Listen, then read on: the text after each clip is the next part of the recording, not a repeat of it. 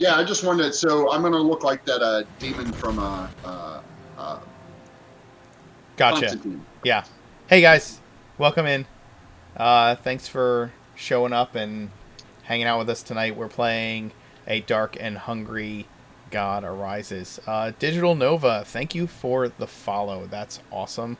Um, we are playing. We've been playing this campaign for just about almost 2 months now, right? Just about 2 months now, coming up on 8 weeks.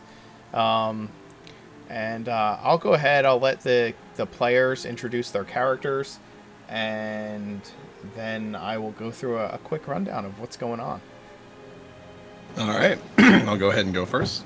My name's Alex. I'm going to be playing Vasir, the rather interestingly childish monk, who is currently on a bit of a quest to figure out how to become the strongest he could possibly be, mostly as a result of spiting his parents, as well as competing with his brother. And he has found himself in the local area as a result of finding out that there are issues that need to be resolved. And how do you get stronger other than helping people fix their problems and becoming more one with your surroundings? Hey everyone, my name is Kim. I'm playing Mirth, the Tiefling Bard. He's a wanderer by trade, and he's strolling his way through Oregon to find his family torn apart by those who wish to banish Tieflings and other people of his kind from the world.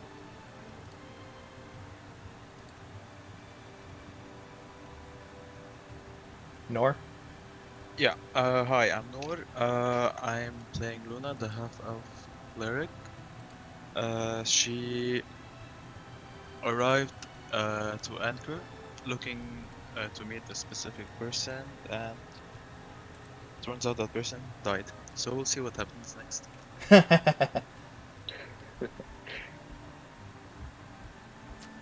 Hi, I'm David. I'm going to be playing Angus, a rogue of the revived archetype, who came to Anchor in part to hide out and also to take some time to reflect on these peculiar dreams of his past lives that he has started having for the past couple of months. I am the Loophole King. I will be playing Sarani, the Shambleid. We have come up with a name for my race. My daughter said that Shambling Mound and Myconid, it should be a Shambleid. So that's what we're going with. I am new to this world, about 6 months old, give or take, and met these fine young adventurers from the Upworld, and we're going to see how well this goes. And Boogust, I am not a vegetable. You cannot put me on a salad. Okay, I'm not going to get eaten. Okay, I'm an hors d'oeuvre. You know, I'm one of those things you put off to the side. What do they call those? The little green things that you put off to the side. A chive? For the meal. No, for the meal. Oh, I don't know, man. You lost me. You lost Garnish? me. The garnish, yes. Yeah, you're I'm a garnish. You know, You're the don't eat party garnish. You're the party Yes, I'm garnish. the party garnish. Don't eat the garnish. That's what. Oh man, Dio Well, we'll be beat eating him soon everybody enough. to the pure gold tonight. Dio beat everyone. Look at Oh that. yeah, baby Dio. Get some. Let's get ourselves some magic items and such. Yeah, you're just Thank gonna find you. random items, magic items, sprinkled throughout the swamp. It's like hiding in a tree somewhere, you know? Oh, that's right. You do wait until the introductions are done. That's the unspoken rule that everybody has agreed to, I guess. Yeah. That's okay. It's Sparks. Dio's we a can rule forgive follower. her. Yeah, it's Sparks. Dio we can does not forgive her. necessarily respect the law. I'm a rogue. All right. When we last left off, you guys were heading back from the tunnels, the kind of underground caverns that you had found. You had left the Myconids and their colony as Baraldi, one of the two Myconid sovereigns, decided to take his circles and ditch town, considering that more than half of the colony had been corrupted by the demon lord of decay, the queen of rot, Wariga. Having discovered that her avatar is present on the material plane, kind of in a hibernated state, you all decided to leave the swamp, knowing that there's some kind of plan for her to merge herself with a fungal consciousness below the swamp. You're heading back to Anchor in order to convince the people of the town that leaving may be in their best interest. It takes you 4 days to cross the swamp. You all have had long rests in that time, and if there's any downtime activity you would be taking part in over the course of those 4 days, you can let me know. But with Sarani's ability to sense the decay that has overtaken some of the creatures of the swamp, you're able to find a safe path over the course of those 4 days to get back to Anchor without hitting many of the obstacles that you had encountered on the way. And so, what things would you like to do? Over the course of the 4 days, Sarani seems to be gathering more and more insects around him. They start, just a few, little insects, and then it becomes, some larger spiders, some, earthworms, night crawlers, pill bugs, all of your centipedes, all of your detrivores, small flying bugs, just seem to hover right just outside and cling to him and crawl in and out of his body. And it doesn't seem to bother him at all.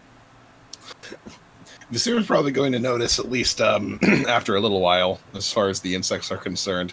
Sarani, do you ever take like baths? No. Does it bother you that your body is being used as like a nest for pests? No. These aren't pests. These are detrivores. They help get rid of dead and decaying matter and help us, turn it into more food. These are my friends. Yeah, I guess they do that, but usually you wait until the entire body is dead before you start letting them chow down. Well, no, they're not eating on me. They're friendly. Oh, to me, they're not friendly.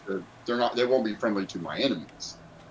So they're not going to come after us, are they? Because I don't. No. I turn and I use one of my activations, and you see Sarati kind of lift up off the ground a little bit. Just not too much, like you see he's on like this little carpet of bugs, and then as he raises his weapon, you see some of them form up his arm and across the weapon, and I hit a tree, and you just see the extra force just go. Okay. Well, that's new. Vasir, the only thing you can equate this to is this is a really weird version of your ancestral arms. Or your astral arms.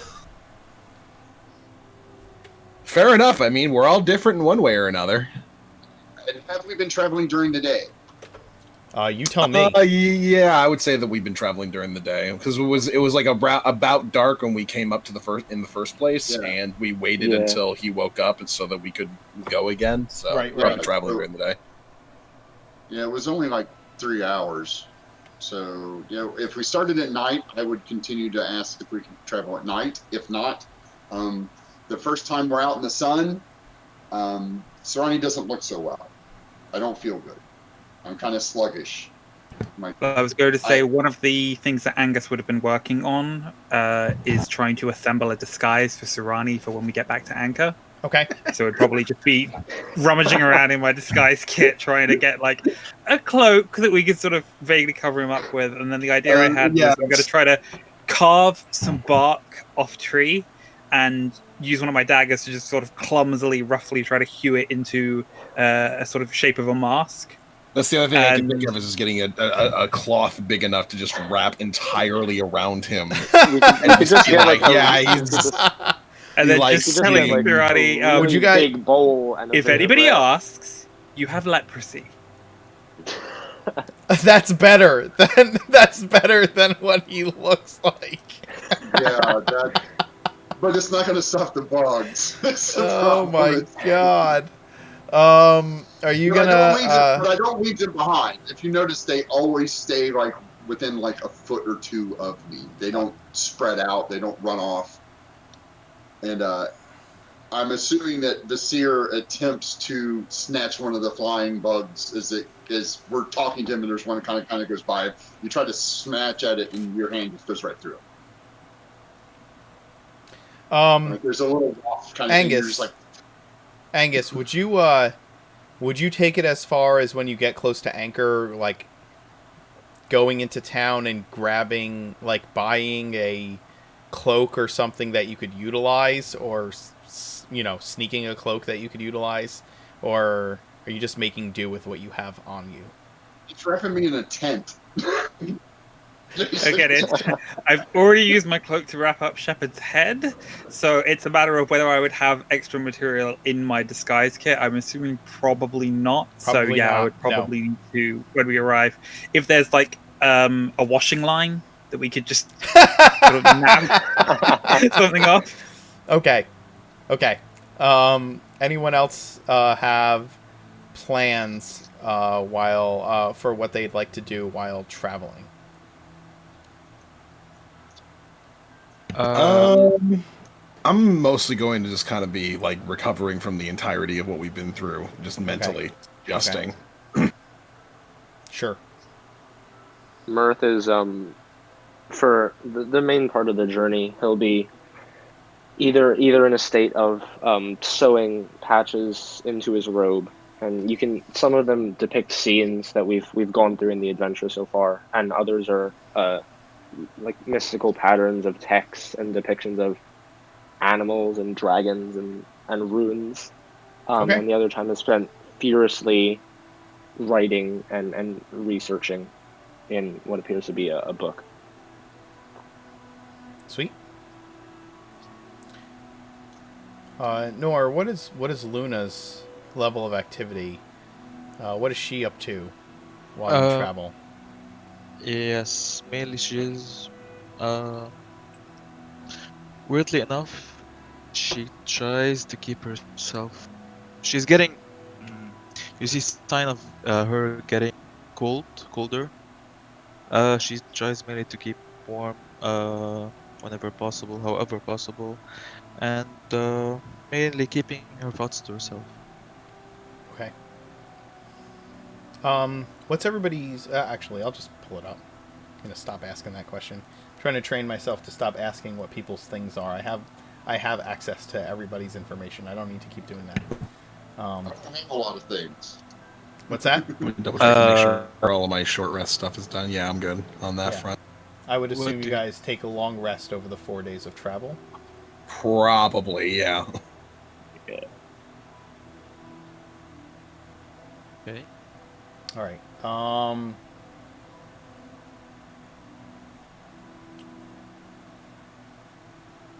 Luna, if Yep. Luna is trying to be discreet, and kind of she's just kind of keeping to herself, right? Yeah. Okay. That's fine.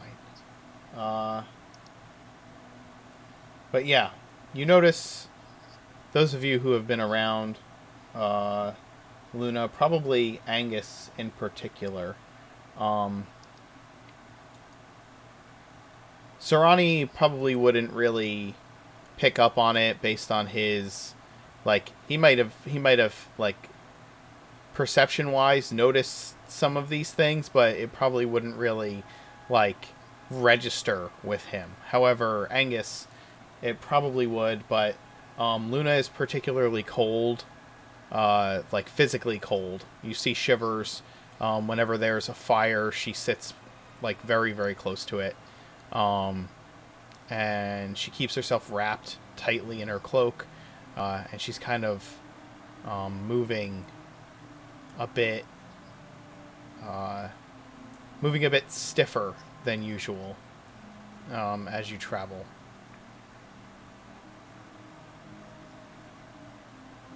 Just as we're sort of camping down for, are we sleeping at day or night at the moment? Are we actually? Did we decide that?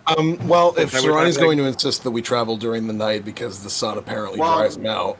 Well, no, I'm whatever if the group is more comfortable, traveling during the day, then I will suffer during the day. But if we're in a swamp, I'm going to try to find the mushiest places and shade as I move back and forth. Yes, I was going to say, Sarani, the swamp here is very dense, so you probably don't have the full impacts of your sunlight sickness. It would be a bit more mild in its effects because it's overcast, like the overhanging trees and the denseness of the swamp itself would give you enough places that you can kind of scurry into the shadows as you move through the swamp. But if you stand in the light, it's painful and that's kind of harsh. Yeah. Nowhere near what you're used to. No, I'm not used to any of this. So anyway, you're traveling during the day, and Sarani's just suffering. Okay, so as we're camping down for one of the evenings, I've been noticing that Luna seems to be not necessarily doing that right. I'm just gonna dig down sort of into my pack for like the last like meager set of the rations I have left, and just sort of go. I don't really need to eat, so I mean I'll probably be pretty grumpy for the next couple of days, but I can get a good meal once we get back to Anchor. I think you need this more than I do. Keep your strength up. I just pass them across to Luna. Okay, she looks at you and she's like, yes, thank you. I was almost out of rations. Hey, no problem. And I'm just going to sort of keep a careful eye on her as we travel. In the meantime, trying to think what Sarah would do. If possible, DM during one of the nights traveling, she wanders off a bit, just checking thing. If you know what I mean. Yes, I do. Probably at least during one of the points in time in which we're camping, the seer will probably try his hand at hunting, which probably doesn't go phenomenally well. Does the seer even have a bow? Exactly. He can throw darts. He's got darts. Just runs You can really borrow my aggressively hand at deer crossbow. and then smacks them to death.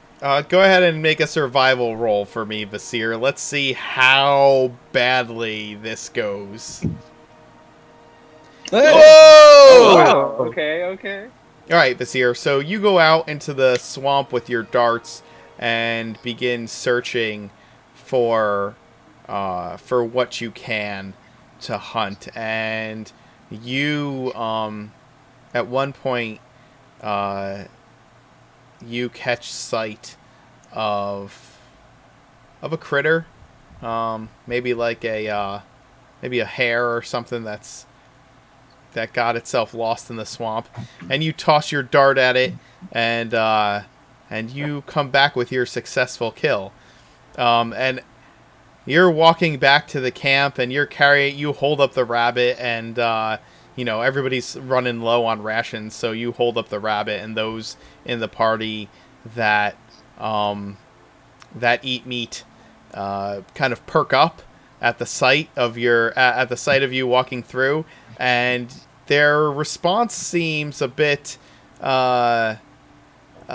enthusiastic for a single rabbit, and you put it down, and you modestly, you modestly kind of are proud of yourself, and then you see that Sharp-Eyed was walking up right behind you and has like small gator that he's taken out in the swamps and kind of throws down next to your rabbit. Thanks, Sharp Eye. You're a lifesaver. He pats you on the head like a child. Oh, Probably will be letting like this in character, not just. yeah. Mirth will look up from his sewing and give a wry chuckle. Oh well, I was just trying to help feed everybody with something a little bit better than salted, whatever it is, as far as rations are concerned. I suppose the gator's fine. Sharp I don't Eye. really know how to cook anyway, so... Sharp Eye Does the looks gator taste like chicken? at. Sharp Eye doesn't know how to answer you as he is incapable of speaking your language. Well, mostly. He sits down next to Vasir and points to the rabbit and looks at Vasir and says, "Good." I mean, I tried. At least a little bit. He slaps. It's not as...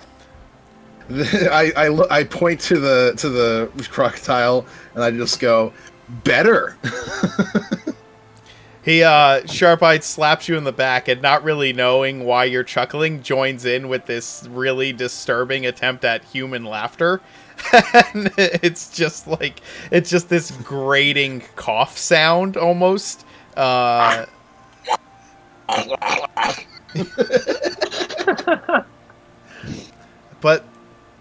But he's trying to fit in. Oh, What are we gonna end up doing whenever we have to, like, I don't know, leave the area in general? Can Sharp Eye come with us, or... I don't know. I don't know how he'd do in this city, if I'm being perfectly honest. Nah, he probably wouldn't do too terribly well. I mean, he's doing a little bit better as far as, like, interacting with all of us is concerned. But, Maybe we could find Blackmore. She could translate for him. Let him decide. I mean, he sort of kept his promise. he Yeah. did. And, did. the person that he was assigned to is kind of, gone now. So, he doesn't really have a need to stay with us, I guess. Did I say that Sharp Eye took Gerard's swords? Yes. Yeah. Yeah. Okay. Good to know. He's been wearing them. He hasn't been using them, but he wears them slung across his back. He's been using his spiked club and his shield still, but like every night he takes out Gerard's swords and he sharpens them and polishes them until they shine and then puts them away. On the plus side, if we do keep Sharp-Eyed with us, then Sarani probably won't stick out quite so much. True. Everyone's going to be kind of staring at the lizard guy. Yeah, as you guys say that, you look around for Sarani and you don't see him. He's like, Oh, Sarani goodness. is like mushroom cap deep in some swamp hole somewhere. No, I'm sitting. I'm literally sitting probably 10 feet away from them, but I've rooted myself, so I look like all the other vegetation. You just look like a bush. I just look like this swamp bush, and they're just like, speaking of Sarani, wait a minute, where did he go? Hey, look, we're almost back there. That's that island where we got attacked. By the island.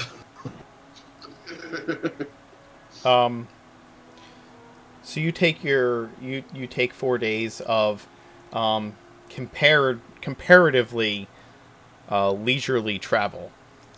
It's still dank and swampy, and one day it rains the entire day, which Sarani seems to be very happy about. It's at least he's more mobile than he is any other day, as there's no sign of the sun, and it's just a constant stream of rain that's coming down. Sarani, you may never have seen actual rain, and the idea of water falling from the sky kind of delights you.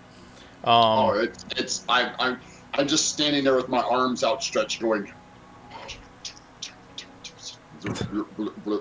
It's like this. Where does this come from? At least one of us likes getting wet. I'm like, where does this come from? Where's the river above us? Well. Yeah, has Sarani ever seen the sky before? No, I'm surely like I haven't looked up yet.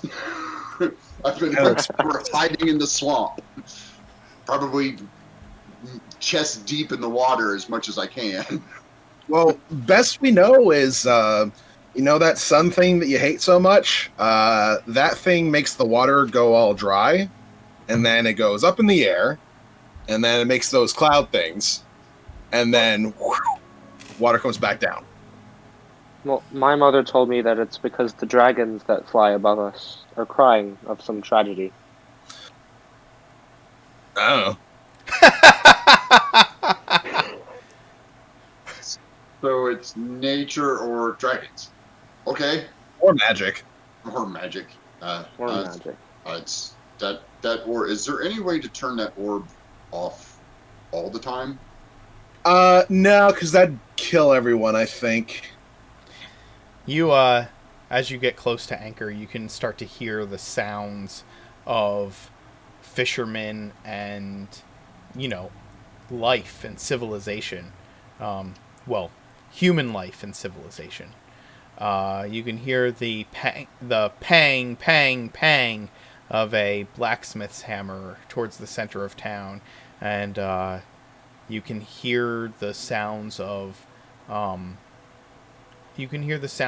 of people moving about during their day. It gets louder and louder, and then you step into the clearing just around the village itself, and Sarani, for the first time, you see open sky. There's nothing above you. Nothing at all above you. Nothing to hold you to the ground. Yes, I don't step out. Like, I stay in the trees. I'm like, where's the roof? The ceiling? The top of your cave? It's very, very far away from us right now. But it's safe. You see those? Yeah, it's safe. You see the little things flying around you? Yes. Yes. Well, there's things like those, but bigger, and they go higher up. Oh. Okay. Imagine it as a very, very big cave, and the roof is blue normally. Oh. Okay. All right. So he kind of tentatively kind of inches out, pauses, kind of roots himself, see if anything happens, moves out about another 10 feet, roots himself, unroots himself, he doesn't fall, and he's like, okay. Kind of follows behind the group kind of slowly, just kind of placing his feet real kind of like tentatively, like, okay, I'll take another step. Probably about 20 minutes of him doing that before he's comfortable and not actively trying not to fall off of the floor. Bush. Angus is going to sort of walk over and go, okay, so, field run, like we practiced. By Krakadon's holy might, what is wrong with your face? He's saying, Come on, buddy, we practiced this. If somebody says that, how do you answer? Our friend here is a leaper. Don't touch him. I have We know. Leprosy? Is that right? Leprosy, but close enough. Does anybody know what leprosy is?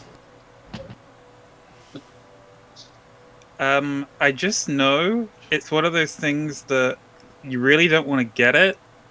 Like, they tend to end up in colonies. Like, anybody who gets it, they stuff them all in one place because they don't want them spreading it around. So, hopefully, if he says that, people will stay away and not look too closely. And this really, really really terrible mask I've made will hopefully hold up to their lax scrutiny. Yeah, give me a disguise kit. I guess it would be. Why don't we do deception's under charisma, performance is under charisma. So why don't we do charisma plus proficiency? You're proficient with your disguise kit, I'm assuming. So No, I am not. you have a disguise kit, but you're not proficient in using it. Slide of hand Nope. to see if he can. There's a carve it. reason I have it, but I do not have proficiency. Yeah, Not slide of hand to see expertise. if he can carve it. Proficiency. No, he's not proficient. No, I just flat out do not have proficiency with the disguise kit. I didn't get it from my background. I don't get it from being a rogue. I just have it because My God. I am. Oh my God. I am hiding here. Okay, Because- just give me a straight charisma roll. That's pretty good. That's not terrible. Not terrible. not You- great. I will note I carved the mask out of wood, and I don't have woodworker's tool proficiency either. Oh Jesus. All right. All right. All right. You know what? You're gonna have disadvantage. Go ahead and roll again. No, you get disadvantage. This is ridiculous. What the hell, man?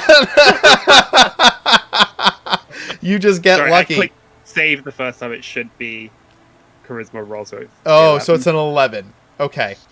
All right. So it which is is a about right. it is a mediocre Halloween mask made out of wood.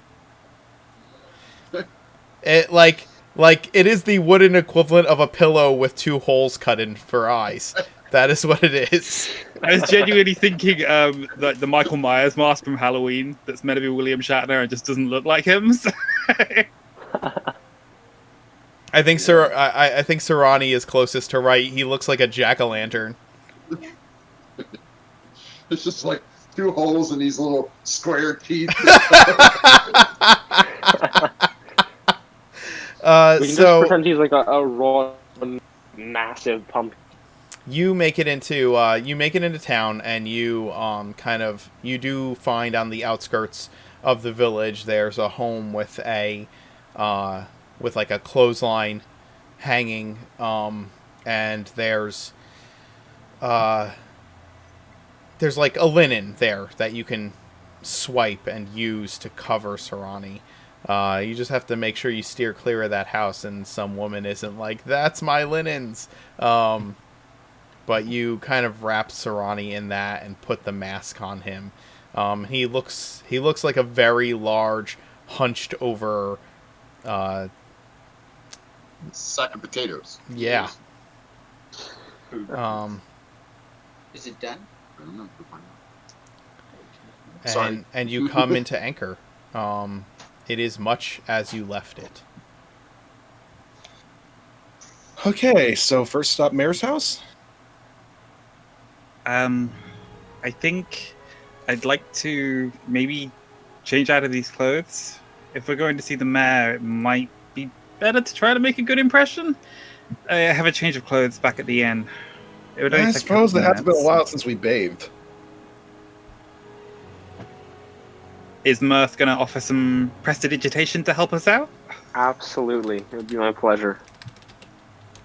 We will go around just magicking people's mud and dirt off their boots and clothes and stuff. This is kind of my only change of clothes, so Except Sarani. He avoids Sarani. yeah. Well, if you get rid of all the dirt and muck, I think I fall apart. It's literally what's holding him together. It's the glue. Yes. I mean, I could offer you a spare set of mine, but you're a lot taller than I am, so I don't know if they'd fit all that well. Sharp-eyed just walks with you into the village. He doesn't even give 2 minds about it being anything. He just kind of like walks behind you, looking around like he's still walking through the swamp. We love confidence, so.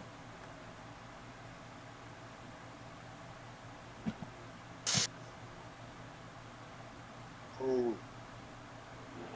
What is that? What is that thing? Is that a monster? Should we kill it? No.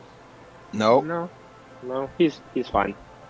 It has four. No, it has 4 legs. It's leaning. It won't eat me, will it? Is he looking at a dog or a horse? Well, A yeah. horse. A horse. Probably not. They do eat vegetation, but so long as you're not like, I don't know, putting your hand out for it to chew on, then you're probably fine. Those things are called horses. They're usually tamed so that they don't attack anybody. And I actually have one. We use them for travel. Ride on them? Yeah, sometimes. Or they can pull carts with people on them. What's a cart? I'm going to have to show you my carriage here soon enough so that you can get an idea of what I'm talking about. Okay. I don't have to kill it. No, you don't kill them. It's generally seen as a bad thing to just start killing animals right in the middle of town.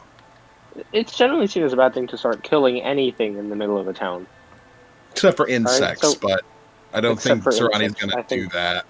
He's a personal fan of those. Okay, it looked like an herbivore. I just wanted to make sure. Up on the surface, herbivores usually good as far as everyone else is concerned. Oh, okay. Just don't kill anything unless it tries to kill you first. He's just gonna like just hang back in general unless we're attacking something. Okay.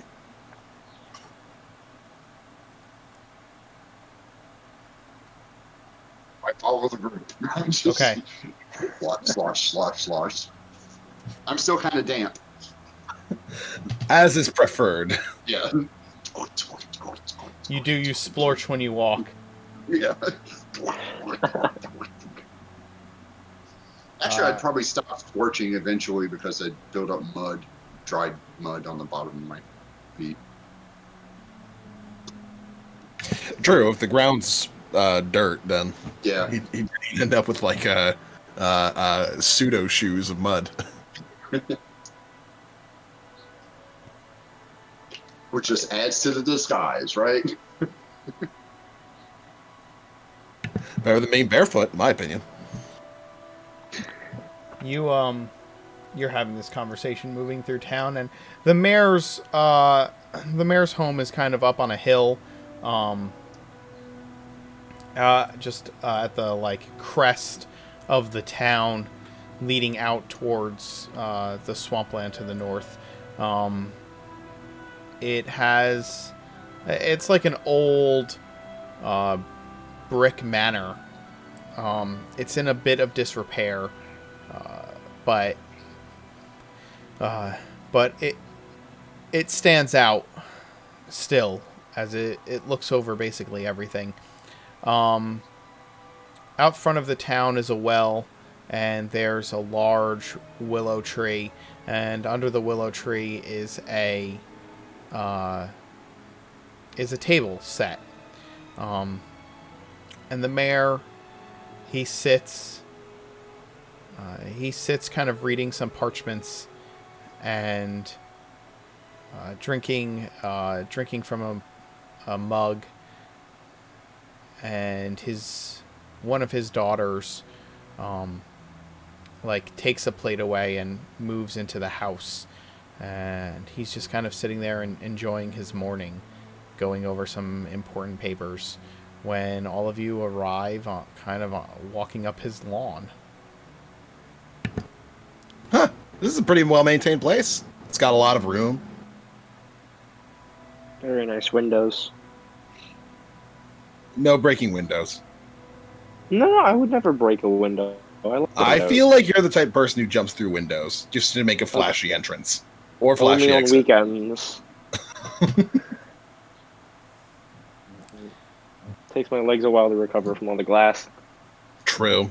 Yeah, glass is definitely a big issue with that sort of thing. A serving man comes out to the willow tree and fills the mayor's mug from a metal pitcher, and then looks up and sees you all kind of marching up the lawn, and he scurries to approach you. The mayor looks up, and his interest is kind of piqued that you are approaching. The mayor is a man in the prime of his life, maybe early or late 40s, early 50s, perhaps. He has thick hair that is pulled back, long thick hair that's pulled back. He wears fine clothes, but a bit worn. And he has a waxed mustache and a thin, trimmed beard. Pointed features, almost. And his serving man approaches you and says, "Can I help you all?" Oh, hi there. Yeah, we have a lot of news. Before we get to that, what do you have there? I'll gesture at his pitcher. This is coffee. Oh, that sounds great. I'd love some. And I cast Prestidigitation and make a cup and hold it out to him.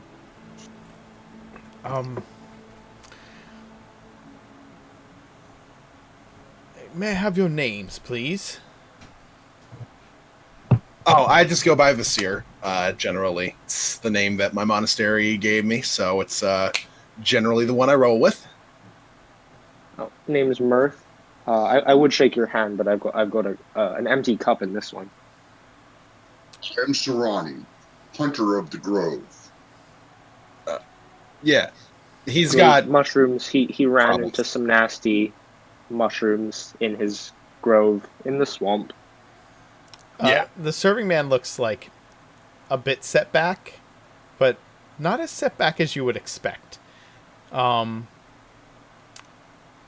We'll note at this point, Angus sort of comes rushing up right at the back of the pack because he stopped off to change into his fine clothes. So it's just going to sort of fuss a little bit with these lace cuffs on his shirt, and so I'm going to go, yes, of course, I am Angus. The mayor and I are already acquainted. We simply need a bit of his time this morning. There is a matter of great urgency that he must be informed of. I see. And And the young lady. yes, she just says her name and she bows her head a bit.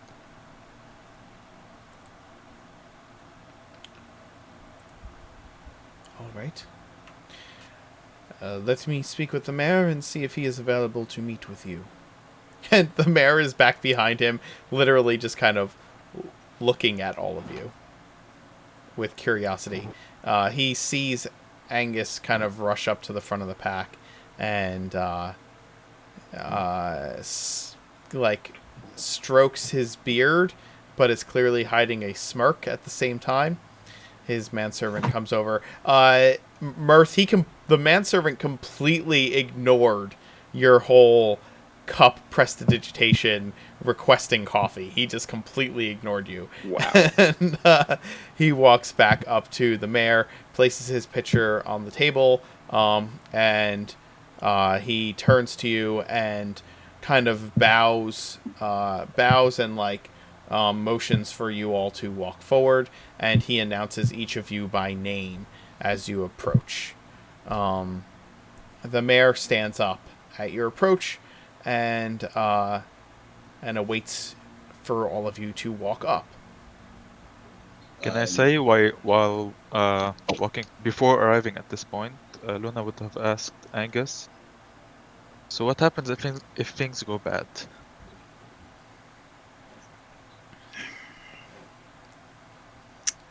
I really, really wish that we discussed this earlier, because now we're just going to have to improvise. Let's hope it goes okay. And Oh, Mr. I'm sure Mayor, so great to see you again. Hi, there is something that we need Small thing, to. it's your sovereign.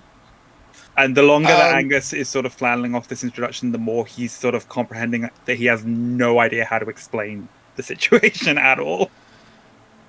2 seconds. Vizier just kind of like takes Sarani by one of his long vine arms and kind of leads him off to the side for a second. So the way things work up here is we have guys who are kind of like in charge of general areas, sort of like your sovereigns, but they're kind of chosen differently. They're not necessarily chosen because they're the oldest or anything along those lines. It's more along the lines of, well, in the case of a mayor, they're elected. Sometimes. Sometimes they're appointed by nobles. Nobles are these people who were born into families that have been around for a long time, that have done good, like crazy things that people just kind of like respect. Or they married into each other. Marriage is a thing. Okay. So while you're Marriage- having Imagine this, women love each other very much. while you're having this conversation with Sarani to the side, Mayor LeBeau, kind of smirks at Angus's long-winded introduction, and he simply states, "Monsieur Angus, it is unexpected to see you at my manor, but I had expected, having heard from the barkeep that you and your friends have performed some exploits that have aided my town. I thought that it would be sooner than later that I would see you eventually. Welcome to my estate. I would be pleased if those of you who can sit down would join me at my table here." Kind of looks over, eyeing Sarani and the lizard folk, who's just kind of looking around the yard without really knowing what to do with himself. Perhaps your unusual company, I do not know what they would wish to do. But for the rest of you, again, you are welcome to sit at my table. My servant here tells me that you have something of the utmost importance to speak to me about, which I would expect that is what would drive you to come speak with me, Monsieur Angus. You said this is a big willow tree. Yeah, there's a back big here? willow tree over the table. Okay, I'm gonna go stand next to the trunk and then just root myself there. Okay. So Sarani becomes a bush. Hey, for all the Well, a bush with pleasantries a aside, cloak and a mask on it, but Kim, you're a little low. If you could speak up a little bit. Oh yeah, sorry. With all the pleasantries aside, do you mind? And I gesture towards the pitcher. The serving man comes over and pours you a cup of coffee. Thank you. Now that proper introductions have been made. Okay, so maybe we should start with the small thing and work up to the big. When was the last time you saw the good priest? I suspect it has been some weeks, no? Yeah, he's dead. This is... He Oh, a priest is dead. He was corrupted by what we think is a demon prince of some kind of pestilent rot and fungus. And we had to defend ourselves from him in a manner that resulted in his decapitation.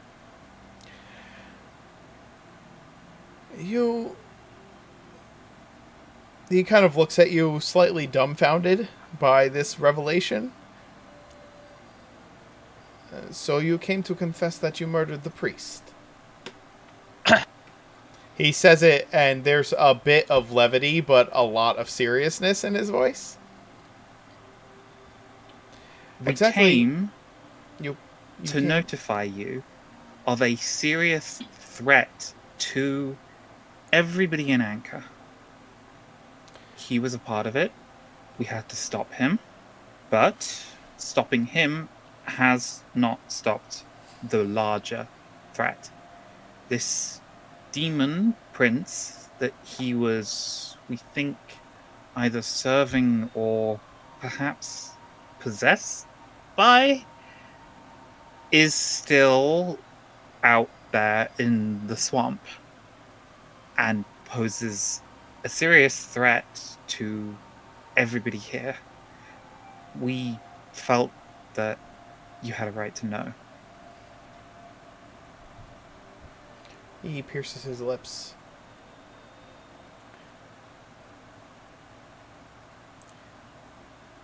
How do I know you are speaking the truth to me?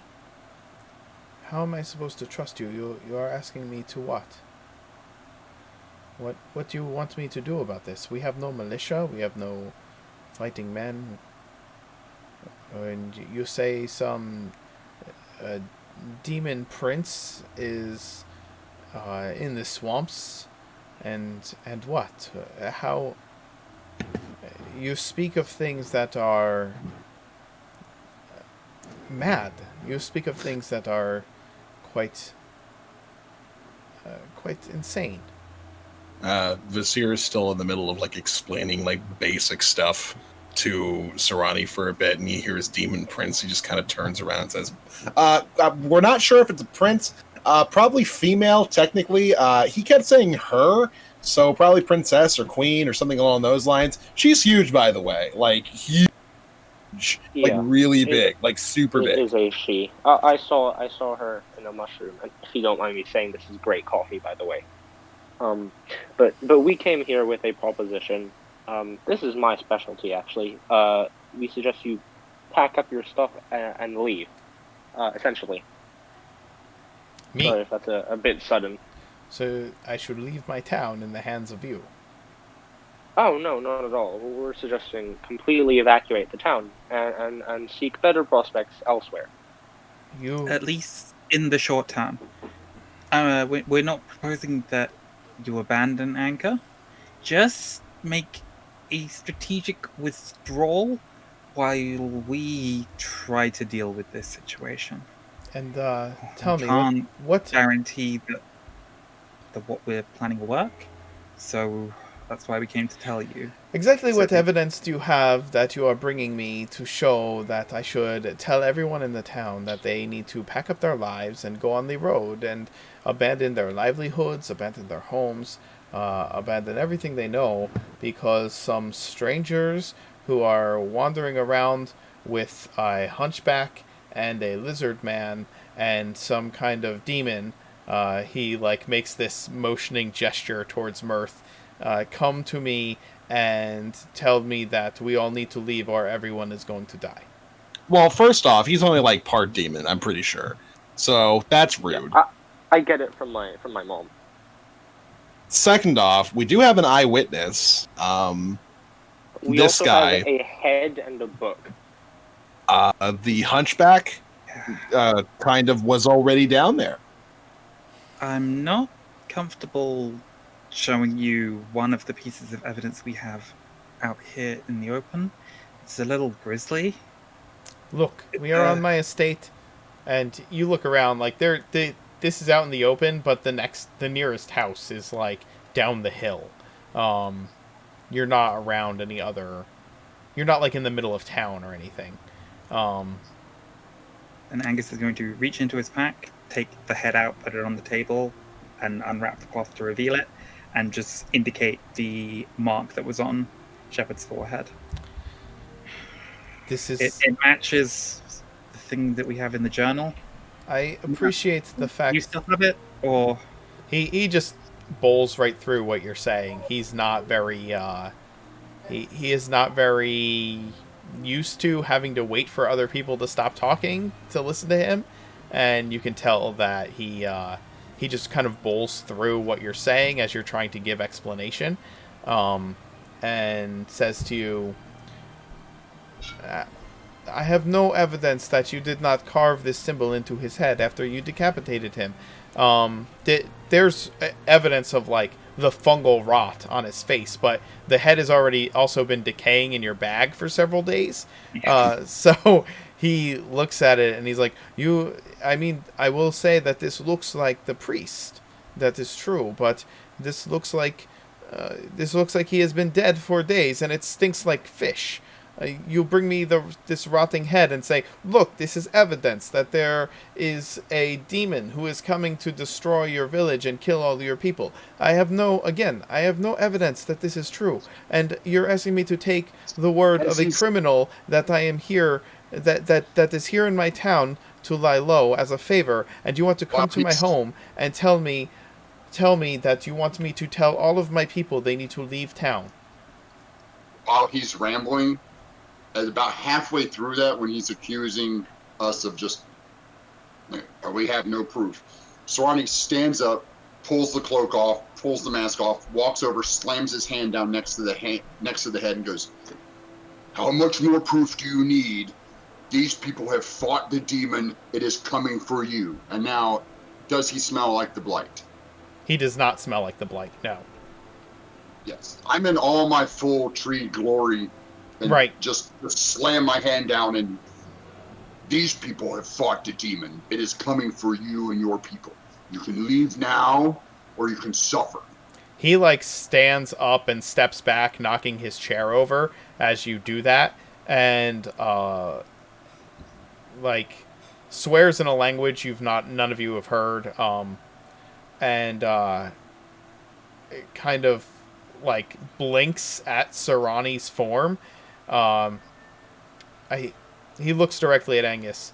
I think it would be best if you take your creatures and your heads and you leave. Okay, Ken. Luna casts Thaumaturgy. Just changes her eyes to maybe black, and we're outside, right? Yeah, you're outside. Your goal right now is to scare the shit out of them. I think that's the current goal. And her voice is pretty much louder, and she kind of screaming at the mayor. Death is coming to this village. What will you do about it? Will you stay here and die, or will you listen to us? I'm pretty sure he's gonna go with the stay here and die bit. And she's showing him her holy symbol of Tundra, so she's maybe that's a position he might respect or listen to. Sure. Are you trying to persuade or intimidate? And persuade. Okay. Roll persuasion. Give me a persuasion roll. Yeah, just give me a straight persuasion.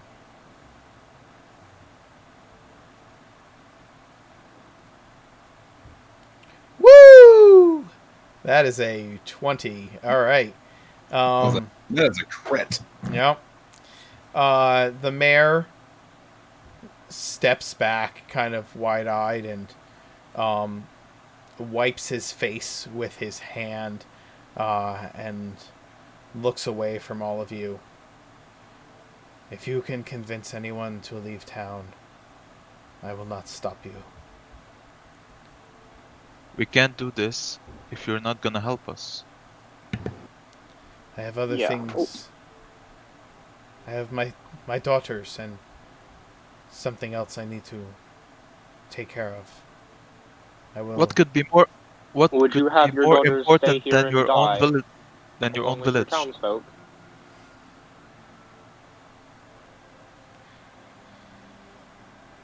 I doubt that you would understand. We No, I think don't. I do. But with all due respect, sir, I've known a lot of nobles, and You're all the same cloth. Please. In all honesty. Please. Do not Guys, call me a noble. Thank you very much. A I leader, was a then, of ship your captain. people. I earned my place here. I founded this town with money that I earned at sea. This is my home.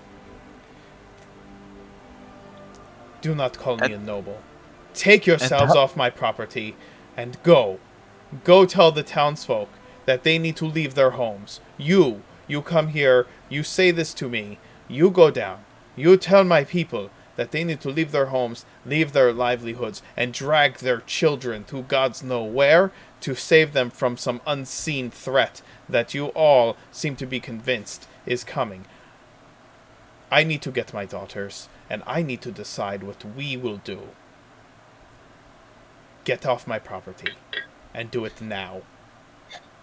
So this is your village, and you won't care Guys, about it. guys. Look, we said what we can, and he's clearly not in a position to listen to us any further.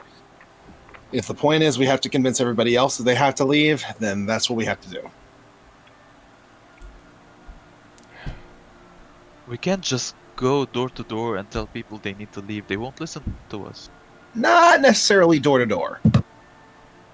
As the Still- good man has already pointed out, as a group, we attract attention. It shouldn't be too difficult to spread the word, get people to know, and let them make up their own mind. He calls his manservant over, and he speaks something to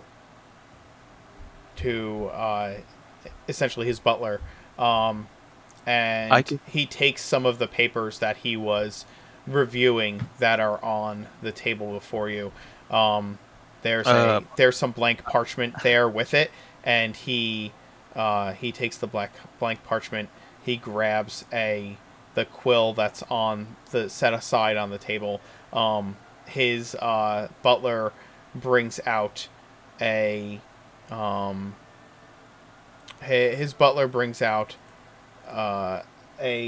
bottle of ink and his seal, right?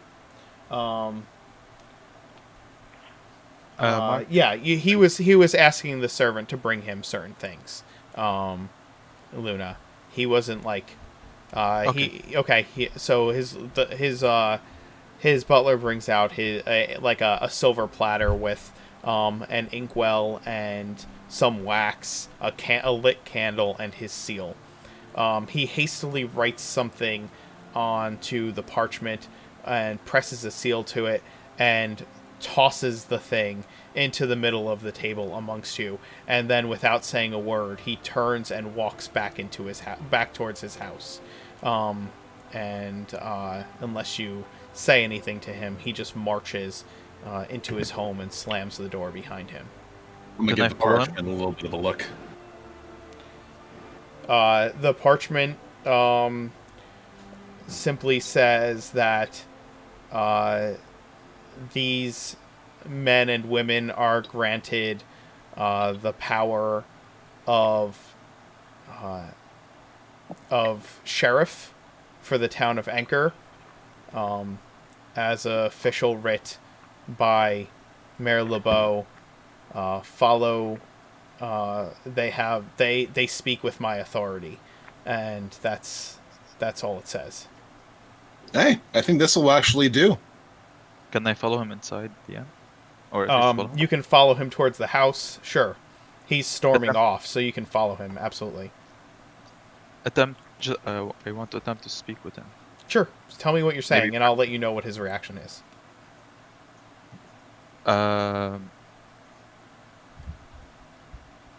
Basically telling him that kind of telling him what Luna's main quest is, and trying to make him understand that if he doesn't do anything about it, he might be in the same predicament as she is, meaning being responsible maybe for what might happen, if you understand what I'm saying. He doesn't seem so, like, he doesn't turn around as you're speaking to him. You're like talking at his back, as he's marching towards his house. And he reaches the door, places his hand on the doorknob and his other hand on the door frame, and half looking over his shoulder, he says in a soft voice, "You have written my death warrant, and I have given you what I can. Good luck."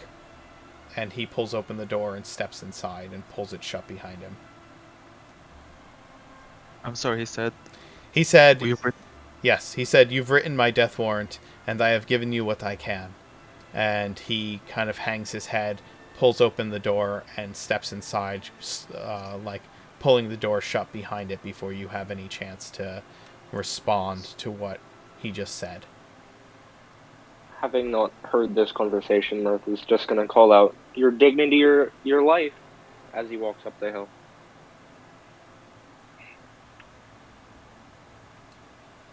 And if you don't mind, I need to take a quick bathroom break. So we'll be back in a second. Yep.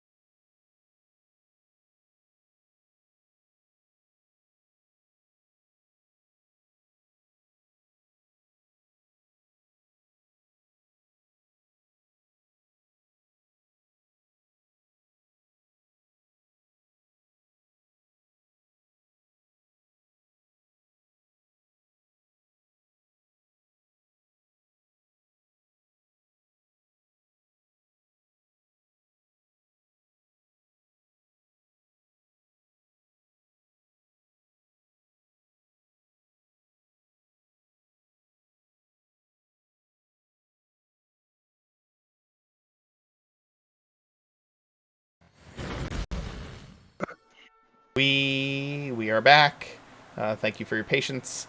The party, you've just kind of been kicked off of the mayor's estate, but given a letter of authority, essentially deputizing all of you as sheriffs of the village of Anchor, and have been told to do whatever you think is the right thing to do, and the mayor basically turned his back on you after that.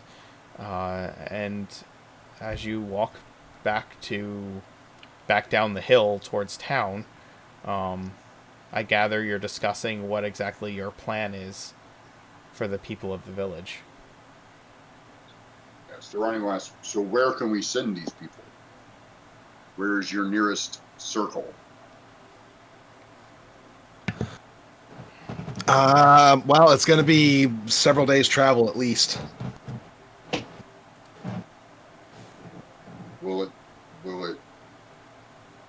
Is the circle large enough to accommodate all these extra bodies? To get a big one going to them. Yeah, there are some that can handle a decent influx of people, but those places are going to be a little bit further out. Mirth, you've traveled a lot, right? Yes. And you've traveled... I'd say that almost every major city on the continent. Okay. Then you would know that Grovair is about 20 days by sea to get to from here. I will absentmindedly share that information if they're discussing the island. And Twyland Hill would be about 4 or 5 days journey through the swamp on foot if they move at a decent clip. And then once they hit the road, the main road, it's another 2 weeks on foot to get to Twyland Hill. So Those are the two. 20 days. Yeah, those are the two closest cities. Actually, I might be wrong about Twyland Hill. It might be... it's definitely 4 or 5 days to get out of the swamp. And then...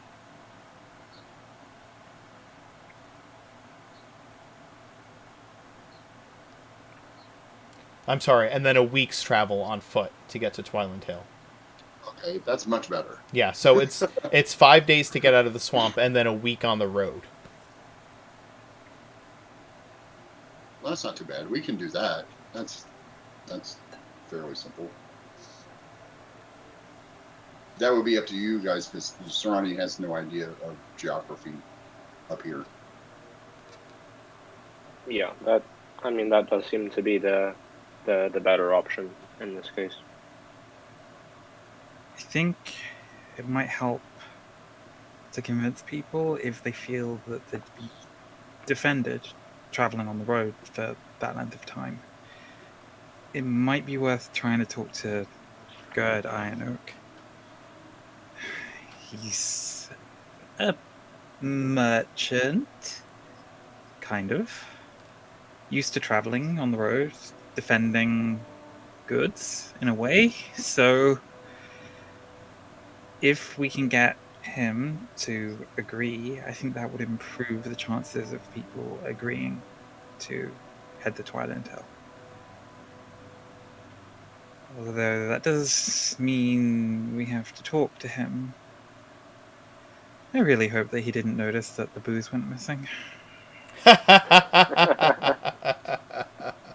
So you have someone you can talk to, and you, points to the seer, you have someone that you can talk to. Unfortunately, I don't really make a whole lot of deep connections with people. But I'm really good at drawing an audience. Or no, you. He's character, you were talking about the blacksmith. Oh, yeah. I'm not sure if I'm... Well, it'd probably be better if I did it than Luna. Yeah. Well, basically the first time when I arrived to Anchor, the blacksmith offered to help me. He sent out his son looking for the priest A few hours later, we find his son is dead. Oh, That he was killed by creatures created, perhaps, by the priest himself. So, yeah.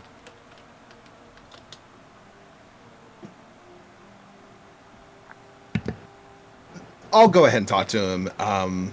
He might listen to somebody else a little bit more, but I can get him to perhaps help us to convince everybody that this is a real threat that needs to be taken seriously. Yeah. If everyone doesn't mind, I have some errands I'd like to run in town while we're here, and we're under no intense immediate stress to get everyone out. All right. If nobody minds, I want to take the mayor's uh writ of sheriffhood with me. Mind if I join you, Mirth? Yeah, sure. Come along. I have a few errands as well. We I shall thought do we them were gonna together. need- I thought we were going to need that to convince the uh, halfling gentleman that it's in his best interest. You have one copy of the writ, so decide who's taking it and what you're doing with it. I'm not taking it. I don't know what it means. I was speaking out of character. Yes, I'm aware. Actually, I've already seen the writing, and for the purpose of what I'm considering, I don't need to have it on me. So I'll commit it to memory and then hand it over to one of the other groups. Okay. So I think so far me and Luna are going to conduct just business in the town. Okay. Angus is going to talk to Gerd, and then Vasir and Sarani are going to meet with the. Oh, no, I'm just going to go with Angus. Okay. Oh, okay. good. I have protection. yeah, that's. Well, I figured the three of us could, if we're going to split up like that, the three of us can go talk to those two people in succession, and then meet up with you guys later. Because Sarani can't go by himself. He has no idea. He basically would just stand out there and look like a tree until you guys came back. And All right, probably then get great. eaten by a horse. Okay. So, who is going to Gerd? Angus and Sarani? I'll go with them, and then we can stop off at the blacksmith after that. Okay. Okay. The three of you go down to the docks. The docks of Anchor sprawl out into the water and are on. There are buildings built on stilted platforms, including the warehouse of Gerd Iron Oak. The warehouse and shipyard of Gerd Iron Oak is the largest building, the second largest building in Anchor, and the largest building on the docks. It has a like a dock that smaller ships can like pull into, that can be worked on within this almost like ship garage. And it has a large warehouse and a office attached to it. You walk up, and Gerd's son Bart is working on a ship, and you see the sign overhead that says Iron Cooper and Shipwrights. Iron Oak and Sons Cooper and Shipwrights. It's got a big barrel on the sign. It's got a big barrel, and like there are furry halfling feet sticking out at the bottom of the barrel, and that's the sign. Angus, have you interacted with the Iron Oaks before, or did you steer clear of them? Yeah, I know them by reputation. I have never actually spoken to them. Okay. Bart is working on this ship as you walk up to the dock area of their workshop. The the office is like in the back of the dock, right? So I imagine it's it looks like a barn attached to a warehouse almost, and it's got three-sided dock on the inside with, you know, water that a ship could like float right into and can be tied off on the inside. And then at the back of that building on the inside is a little like walled off office with glass windows that can see out into the shipyard. And Bart's there working on a ship, and when you walk up, he dries off his hands on a towel. His sleeves are like rolled up, and he tosses a wooden mallet into a pile of tools and looks up at all of you and says, "How can I help you folks?" I'm going to respond in Halfling. Good morning to you. My name is Angus. These here are my associates, Vizier and Sarani, respectively. We were hoping that we might have a word with your father today. And then we're going to switch into Thieves' Cant. It's a matter of some importance. Bart nods and Bart nods the affirmative, and then like nods his head back towards the office for you to follow him, and he kind of signals with his hands in thieves can't.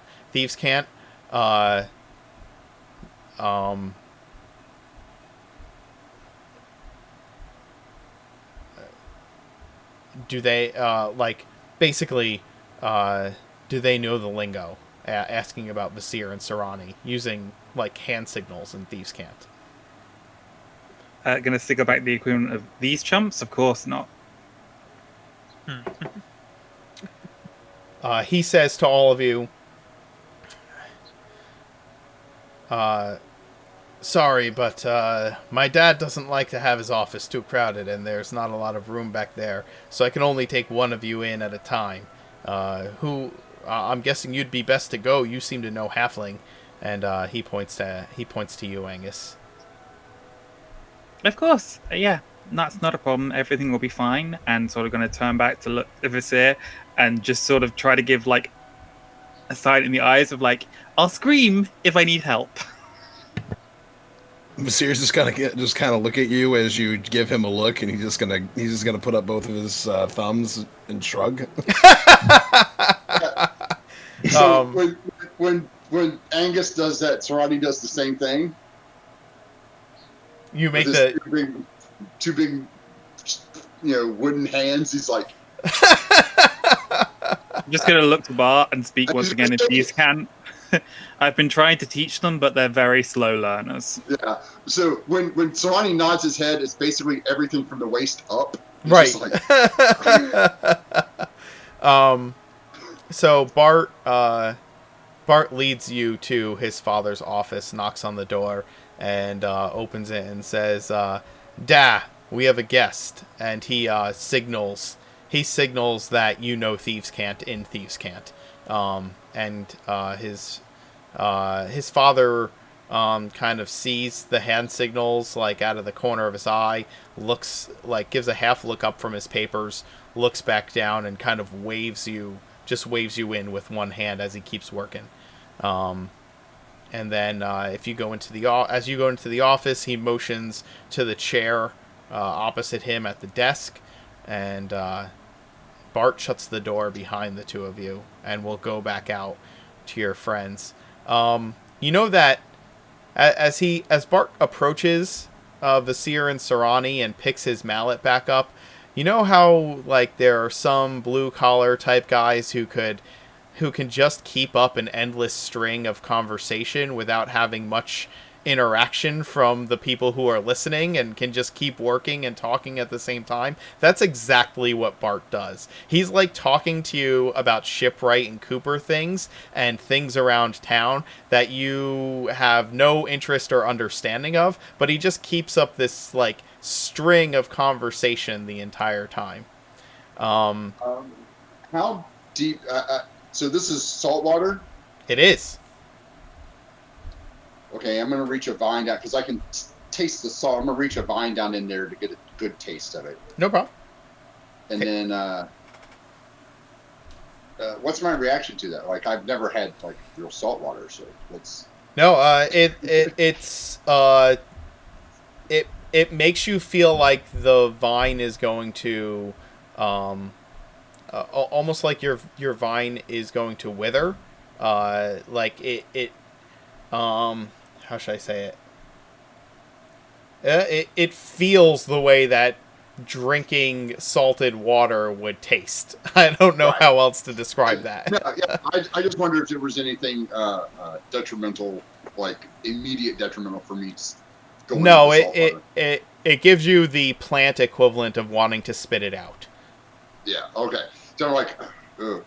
And then I start examining all the wood stuff that's in here, the ships and all the stuff like that, and totally ignored the babbling of this small or even smaller person. Yeah, I mean, this is basically a building made out of your corpse.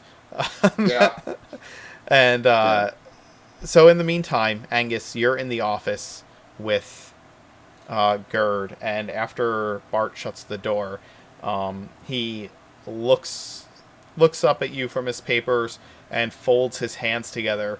He's a meaty halfling, right? Not fat, but um like burly for a halfling.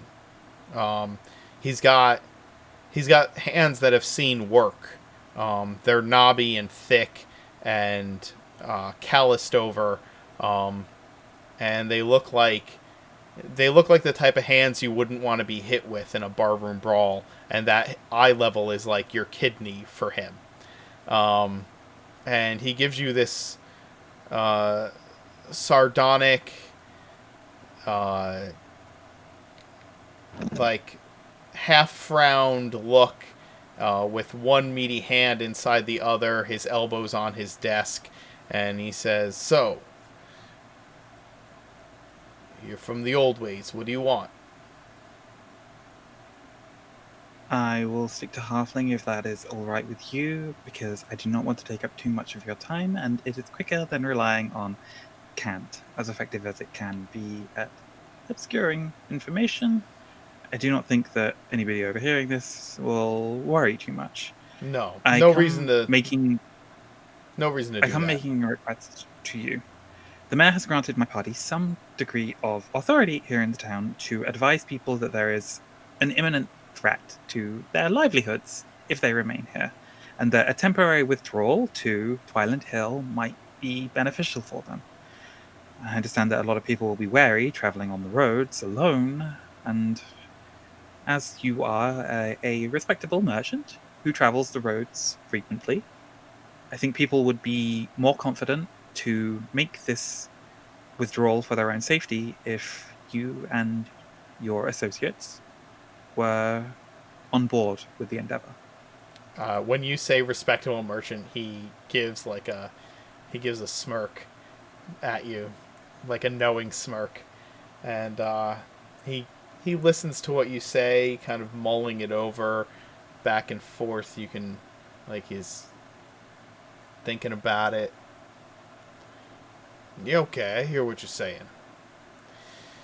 You want us to you want us to make these people feel safe on the road because we know the road and we know the type of people who like to spend time on the road. And you want us to make sure that everybody gets to where they need to go safely. Because you think that this town is under some kind of imminent threat, like you said. That's understandable. Now, I'm a businessman, and you're aware of that. And as a businessman, I can't really put myself and my son to work for free. And we're the only ones here.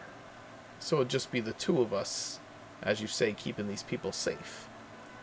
That puts a lot of pressure on us, a lot of weight on our shoulders. And to be frank, knowing that you know the trade, the mayor, he owes us a lot of money. So,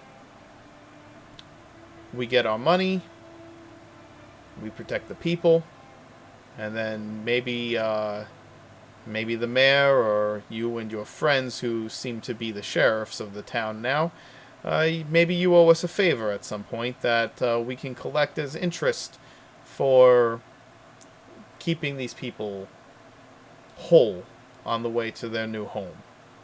If that is, of course, what you're suggesting. Give me a figure. Well, the mayor owes us 2,000 gold. I would need that up front.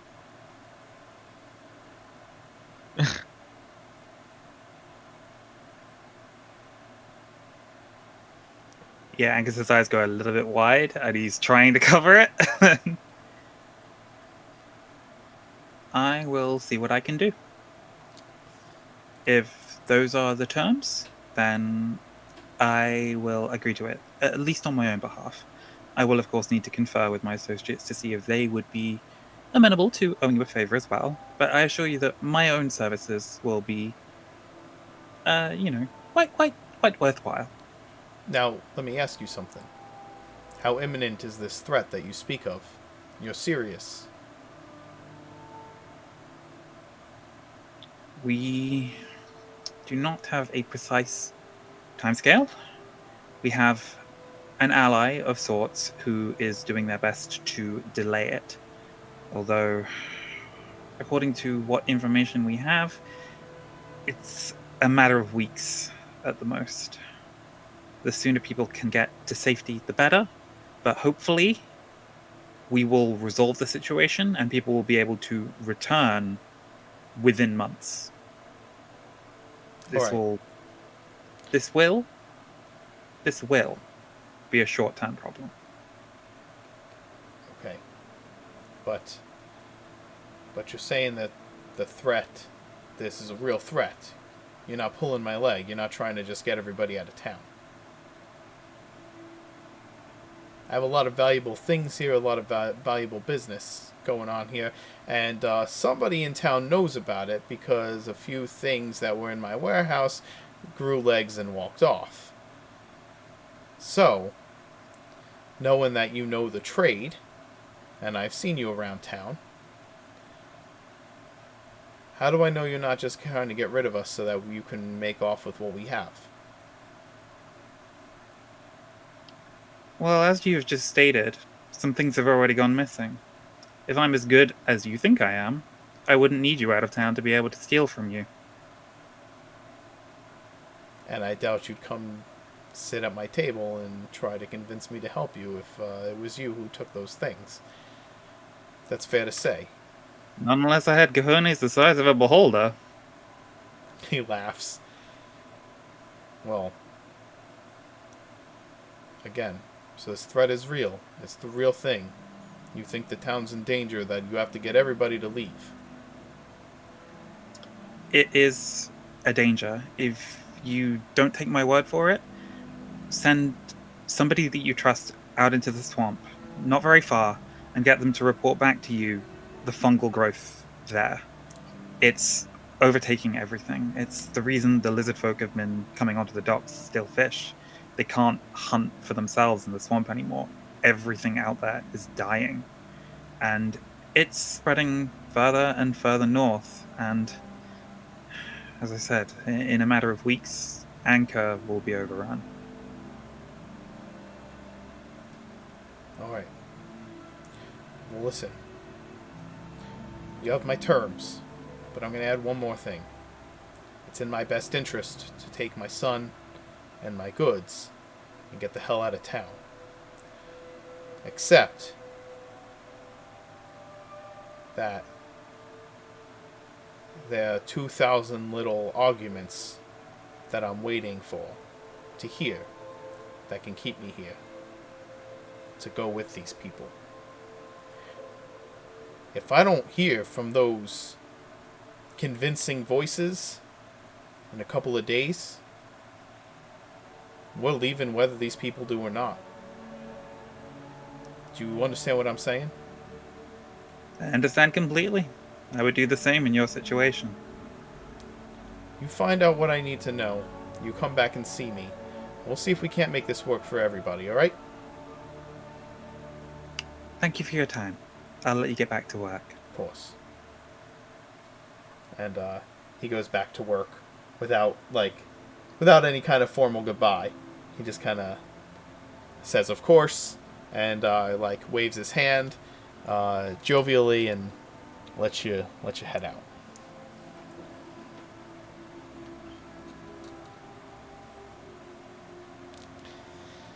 In the meantime, Mirth and Luna, what transactions are you trying to make in town?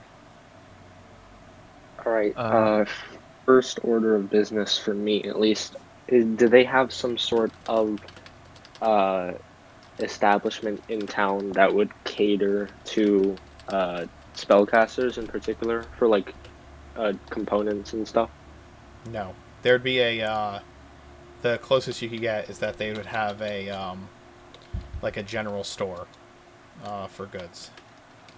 Right. I just need a special ink. So I'm gonna head down there and see what I can do. I'll tag along. Okay. You head down to the general store. Remember, this is a fishing village. You know, it's not a big town. Yeah. Yeah. Um, and you're looking specifically for some kind of ink. You said. I need an ink to cast a spell, but I will have my eyes open for anything that might catch my interest. Okay. What just any ink? Do you need a specific It says type? in the spell it's a lead-based ink worth at least 10 gold. Okay. Why don't you roll? What else are you looking for? Is that it, or just anything that piques your interest? That in particular, but also anything that piques my interest. Okay. The general goods store has basically anything that you can find. There's a reasonable chance that would have anything you could find in like the player's handbook, right? Yeah. So, but I think that lead-based ink isn't too far-fetched for you to be able to purchase for the 10 gold. That's fine. Great. So I'll do that. I'm looking for some. Can you? copper Hey, wire. Nor, just speak a little bit closer to your microphone. I can't hear you. I am looking for some copper wire, Okay. some some incense. Some copper wire and some incense. Yes. I know what the copper wire is for. The copper wire. Uh, About the gold worth, perhaps. I'm not sure how much that. Okay. The incense, they definitely have incense at the general goods store.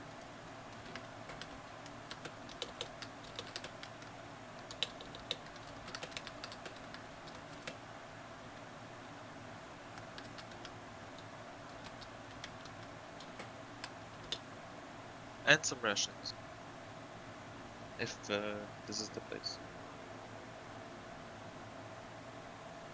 Okay. You can get rations. You can get you can get basically as many rations you need if you for the standard cost for rations. As far as the copper wire, they don't have that here.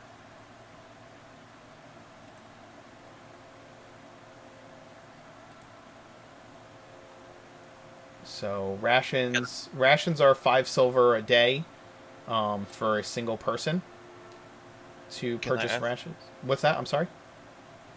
Can I ask from where can I find some copper? Um, he Maybe says that the possibly the blacksmith would have some.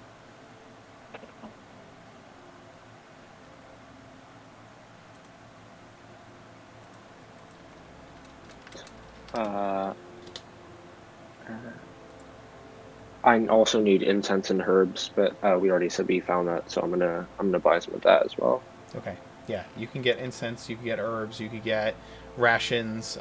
Basically, that is fine from the general store. Great. And I'll ask the I'll go up to the owner's desk and give him a smile and say, "Hello there, sir. Fine establishment you have here." Thank you. How can I help you? Yeah, I'm really curious as to if the mayor were to spend his own money in town, how would he spend it? Does he have an account, coffers? Because we're good acquaintances of him, and he was so gracious as to lend us a generous sum of his money. Uh, well, the mayor does have some credit with us, yes. That's wonderful. And you would assume he has the same thing with other stores, correct? I don't know what the mayor's business is with the other shopkeepers. I can just tell you what it is here. All right, that's all I needed. Thank you. Um, And I'll flip an extra gold onto the table and okay. give him a wink. So, like I said, rations are 5 silver per day for rations. You said you wanted herbs, right? Yeah. Like just for yourself?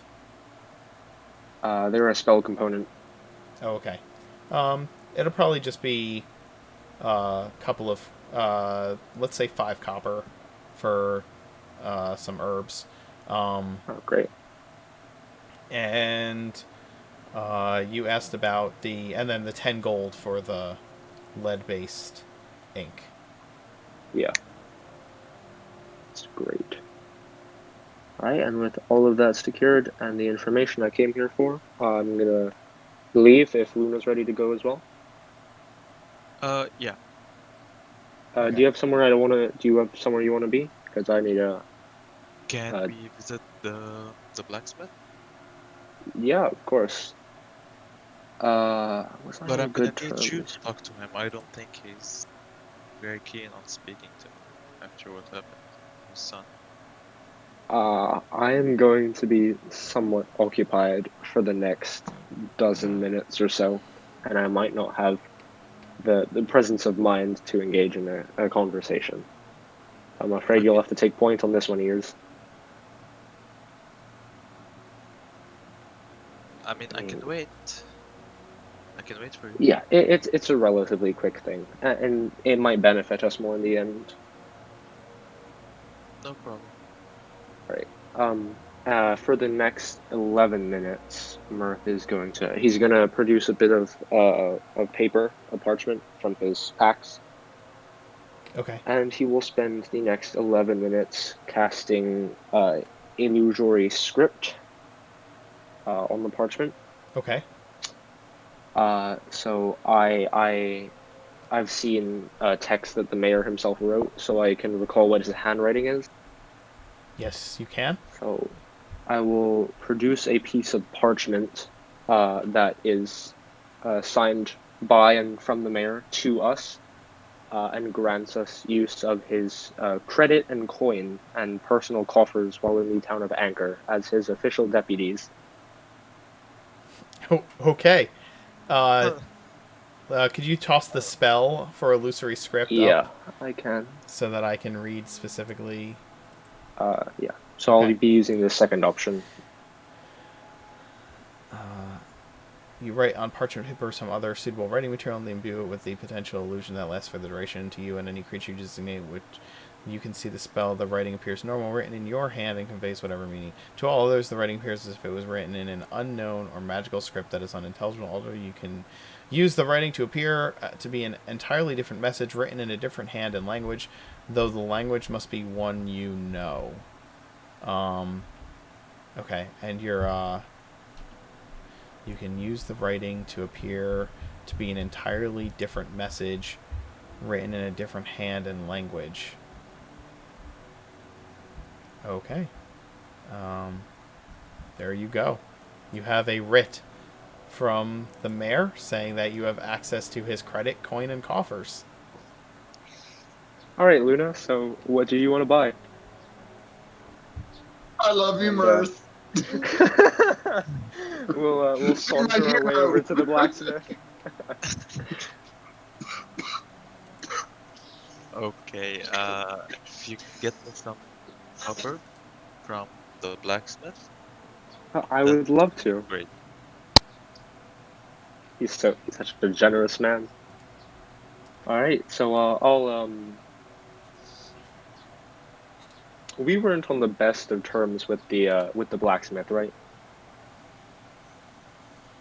Unfortunately, I am not on best terms with him. All right. I mean, I don't think I actually went back to meet him the second time around. I might have. I might have just been in the back. So No, I'll the walk second into the time store. around was just Luna, I believe.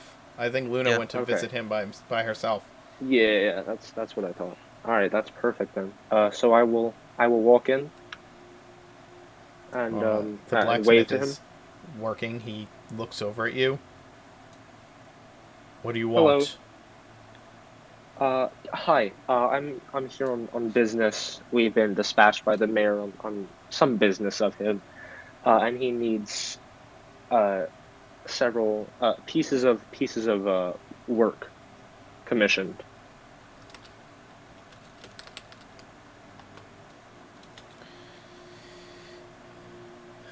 First on his list, and I'll bring out a blank piece.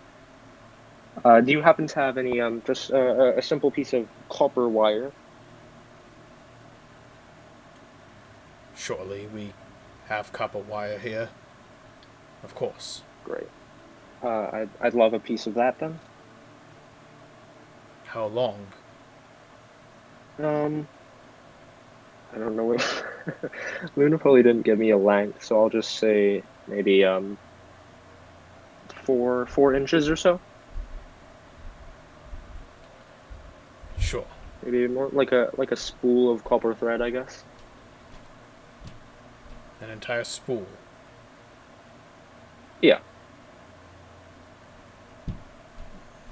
That's quite expensive. Well, our good friend the mayor has granted us use of his credit in town for the time being, as we're on official business of his.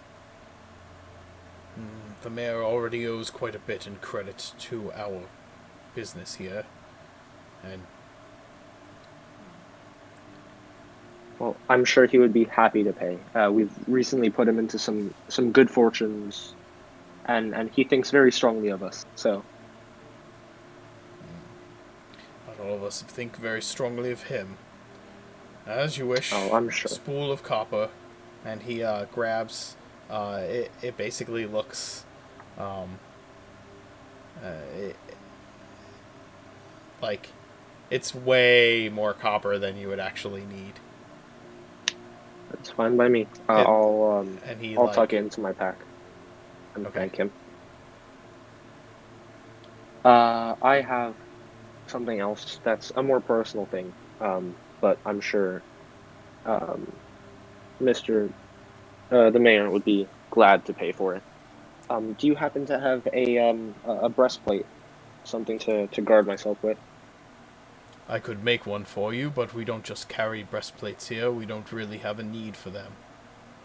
That makes perfect sense. Very reasonable. How long would it take, and how much would you charge me for it?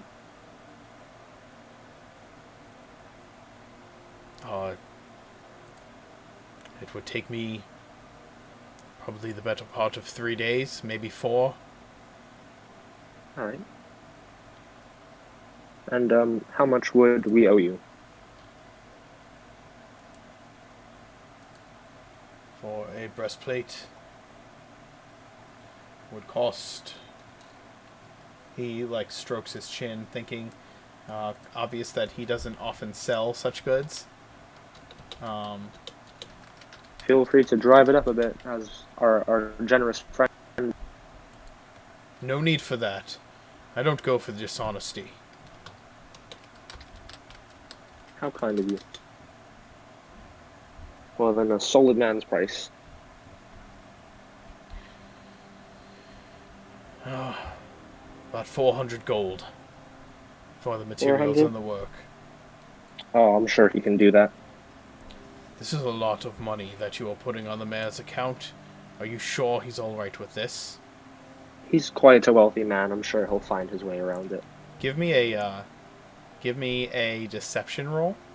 I'll give you advantage because of the fake writ that you have written in his hand.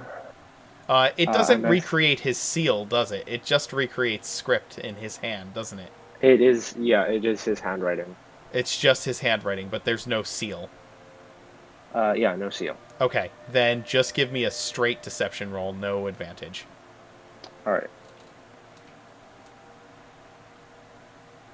Obviously, having the go through. parchment means you can try and get away with this. If you hadn't had the illusory script, there's no way you could have even attempted this. But with with that, you can. Had you had the seal on it, I would definitely have given you advantage.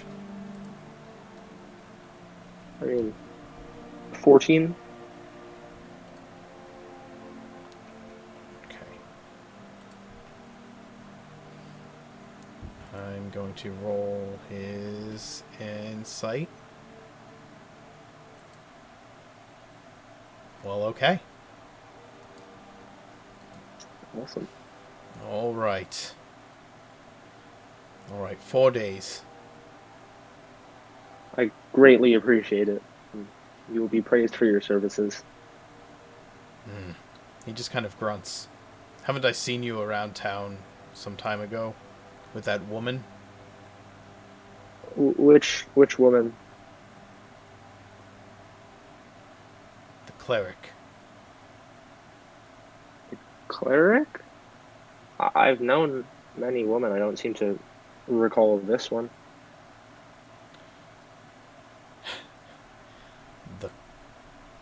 The one who... Just go. It'll be done in 4 days. All right. I appreciate it. And sorry to whatever grudge you hold. Who said anything about a grudge? All right. And with that, I'll exit the store. Have an inspiration point. You may have an inspiration point. Ignore me!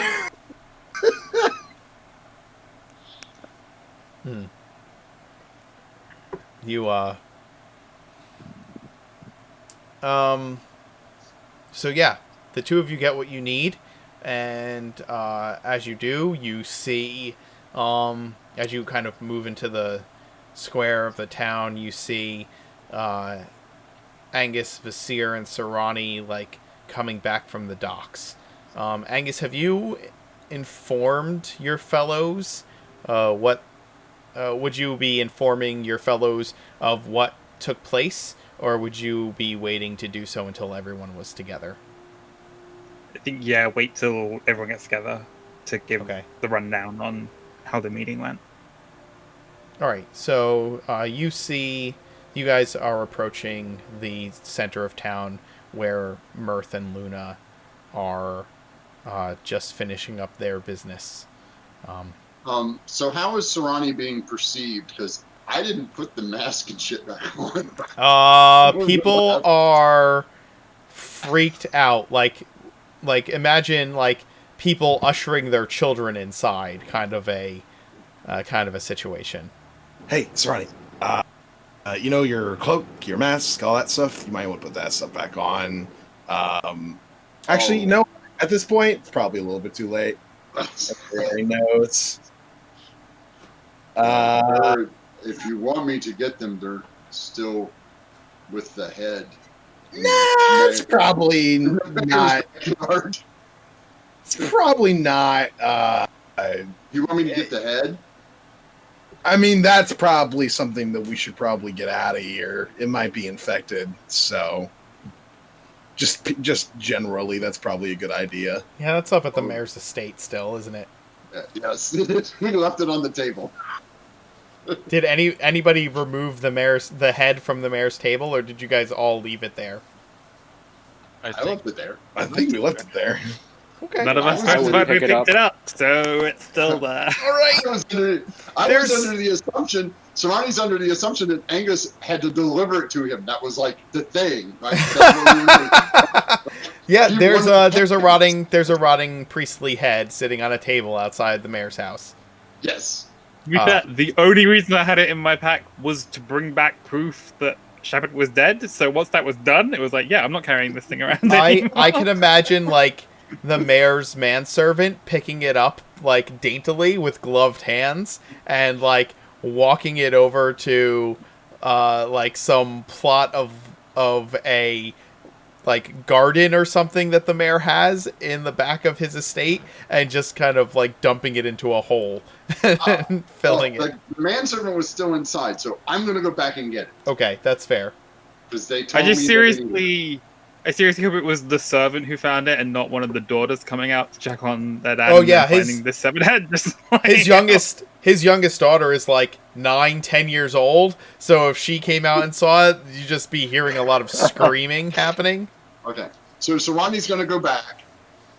On our way, I'm going to assume this conversation happened before we run into Mirth and Luna. Okay. So I'm going to make a detour to go over to get it. Sure. You head back to the mayor's estate and get to the table and grab the head. And you swing around to go back down to town with the head in your hands, this giant swamp thing-like monster holding a head, and the mayor's 10-year-old daughter is standing right there when you turn around. It's like one of those situations where she's like curiously looking at this pile of like moving plants, and then you turn around swarming with insects, holding this rotting, decapitated head, and she just starts screaming. Just screaming at the top of her lungs. Are you broken, little one? You speak, and her eyes go wide, her jaw just hangs open, the screaming stops, and, like, her eyes roll up, and she faints into a pile. Still breathing? Oh, she just faints. And, well, Sonny didn't know what fainting is. She fell. I'm like, she's still alive. Very well. So I pick her up in one hand, I pick her up in one arm, I walk over, I set the head down, I go over, and I pick up my mask, and I pick up my cloak, and I march over to the door, and I knock on the door. Sure. As you're gathering everything up, like, there's obviously, like, a response to her screaming at the top of her lungs. Yes. And Of course there is. the mayor like looks out the window, and his manservant comes from inside the house rushing out, along with the oldest daughter, who's probably 18, 19 years old. And you can hear the oldest daughter like shouting, put her down, you beast, monster, monster. And yeah. I don't know how you react. She fell down. She seemed to be... The manservant gathers her up in his arms as you're trying yeah. to explain. I'm got her in my arms. Right. So I'm just like handing her over to him. I'm like, she appeared to stop functioning properly. He like gathers her up in his arms. Is Ronnie a mushroom man or a robot? Yeah, you switched to Tektite for a second. Yeah, sorry. Sorry. Yes. Somewhere I have a kinship. The oldest daughter like grabs the youngest out of the manservant's hand, and the manservant just kind of looks over his shoulder and says, I think you should leave. I was trying to. Not fast enough. And he ushers the girls into the house, away from you quickly, trying to calm them as best as he can. He seemed kind of rude, didn't he? The manservant? Yes. A little bit. In a Okay. not unexpected way. Right. Okay, so I go back and I get the head, and I'm not used to all of this rudeness. Like, we're not rude in my society. You're Like, not. You're not. You're also used to being deeply connected with everyone around you, and you feel very alone. Yes. So the manservant brought out the coffee, right? Right, he's the one who originally brought out the coffee. Right. Is the coffee pot still out there? Let's say yes. Okay, good. I'm going to put the head on the coffee pot. I'm going to put the mask on the head and put the cloak over it so it looks like it's just sitting there in a chair. Oh, So okay. I I get it. I get what you're doing. Put the cape over the back of the chair, put the coffee pot on the table so it just looks like the head is sitting there with this mask on. I'm just going to leave it and walk away. Okay. You scared the crap out of a small child, and then you leave them the most disturbing Halloween gift you possibly can. And you return to the others in town after your unnerving experience. Sarani is unnerved by this entire experience. Yeah, I'm totally just, it's just, I'm like, I'll just leave this here. That's fine. That's like, that's apparently she was upset because I was taking the head, right? Like, that's what she was up to. Nobody's reacted that way to me before, right? Like, That's freaking true. out and passing out. Everybody, like, the party members all were just like, hey, you're a dude. Hi. And just like, so having somebody kind of freak out on me is just like, that's fine. I guess I'll just leave the head. I walked back to Basir. They wanted to keep it. Okay. I'm not used to being the one that has to explain social stuff because I'm not really all that great at it myself. Yeah, well, Mirth doesn't want to talk to me. Luna's slightly afraid of me, and Angus will lie to me at the first chance he gets. Let's see. Okay, let me see if I can try and explain this a little bit to you. So the reason why all of us didn't really mind the fact that you're a big old. I didn't tell you any of that. I literally just walked up and said they wanted to keep it. And I'm fairly certain they didn't want to keep it. Astute observation. I feel safe in making the assumption that they probably didn't want the head. My guess is you showed up and tried to take it, and they thought you were a scary monster creature trying to, like, decapitate people. Yes, the small one said that. Monster. Right. What do you call the small people? Children. They are, they're little mushrooms. Teeny tiny. Sarani, you would know that even the Myconids have children and adults, right? Although Myconid children are like grown in a patch, and then when they get old enough to walk on their own, they're regular sized people. What's that? We don't call them people until they get up and walk around. Like they're not considered, because if they don't survive, the way I look at it is, if they don't survive, then they were never a person anyway. Because they can't meld with anything. They can't meld with anyone until they get their spores. Yes, exactly.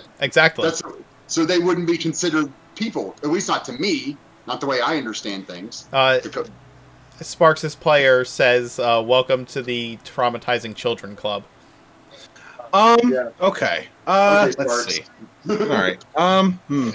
So, children probably aren't going to react to you all that well. Because you're a big old living vine monster thing.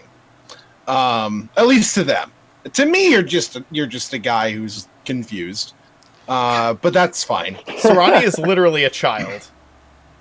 I'm 6 months old. What? How to explain this? So the reason why, like, I don't really mind is because I'm a traveler. I do a lot of traveling. I meet a lot of different things. New things excite me as opposed to scare me. But for most people, if something they've never seen before comes into an area, they're not big fans. They don't like that. It scares them. It makes them unhappy, makes them uncomfortable. That seems unhealthy. It can be, depending on who it's done, but it can also be a healthy thing because sometimes new things come by and they want to kill you. And you want to be, like, aware. I mean, when you saw the horse, you didn't know what it was, and you immediately thought it might be dangerous, and you wanted to know if you had to attack it or not. Well, that's kind of how people are with you. They don't know what you are. They don't know if you're dangerous, and they don't know if you're going to attack them or not. So they get really scared, like, immediately. So, that's kind of the reason why we had you in the cloak and the mask in the first place. Sorry, Alex. Nobody paid attention to any of that. Mark's busy petting his cat, so nobody's listening to us at all. It's not my fault. And yes, everyone's listening. I'm listening. It's not my fault. Nobody's listening. We're talking and everybody's watching. It's such a cute pretty cat. It's not my fault. It's really not my fault. Look, sometimes they need attention. We've gone from 12 viewers to 15 viewers in the time you picked up the cat. They're like, ooh, kitty. Cat. The cat needs to make a character. Your way seems much nicer. It seems much more effective. It can be, but the thing is that even among other humans, I'm a little too trusting. At least that's what I've been told. People can tell me stuff, and I'll just believe them. But sometimes people lie, and I'm really bad at figuring that out. So, it's kind of a bit of a balance. You got to know who to trust, know who not to trust. And I'm kind of not knowing who to trust right now. I just kind of assume everybody's a good person. Well, I look at Angus and I'm like, Angus, can you tell who to trust? It varies based on the situation. It's important to remember that everybody's got an angle. Everybody wants something. And they're not always going to be upfront about what they want. Like, don't always listen to what people say. How does your society get anything done? Most of the time, it doesn't, really. It's this thing called bureaucracy. I'm just going to look across to Vasir. I feel like trying to explain anything along those lines to him. I mean, that's already going to blow my mind trying to get through bureaucracy. Explaining it to him, I don't think that's going to happen. While you're all having this conversation, Sharp-Eyed comes marching up from some direction that you completely lost track of him, and he has his spiked club in his hands, and there's like a raw fish spiked on the club, and he's just eating off of it like a shish kebab, but raw fish. See that's what's gonna scare people. Why? Literally, well, yes, but his kind attacked this town not long ago. He looks over at you as you point to him, and then like in your explanation. And swallowing a big piece of fish, he looks at Vasir after you point to him and holds up his spiked club with the fish on it, like towards your direction, and says, "Good."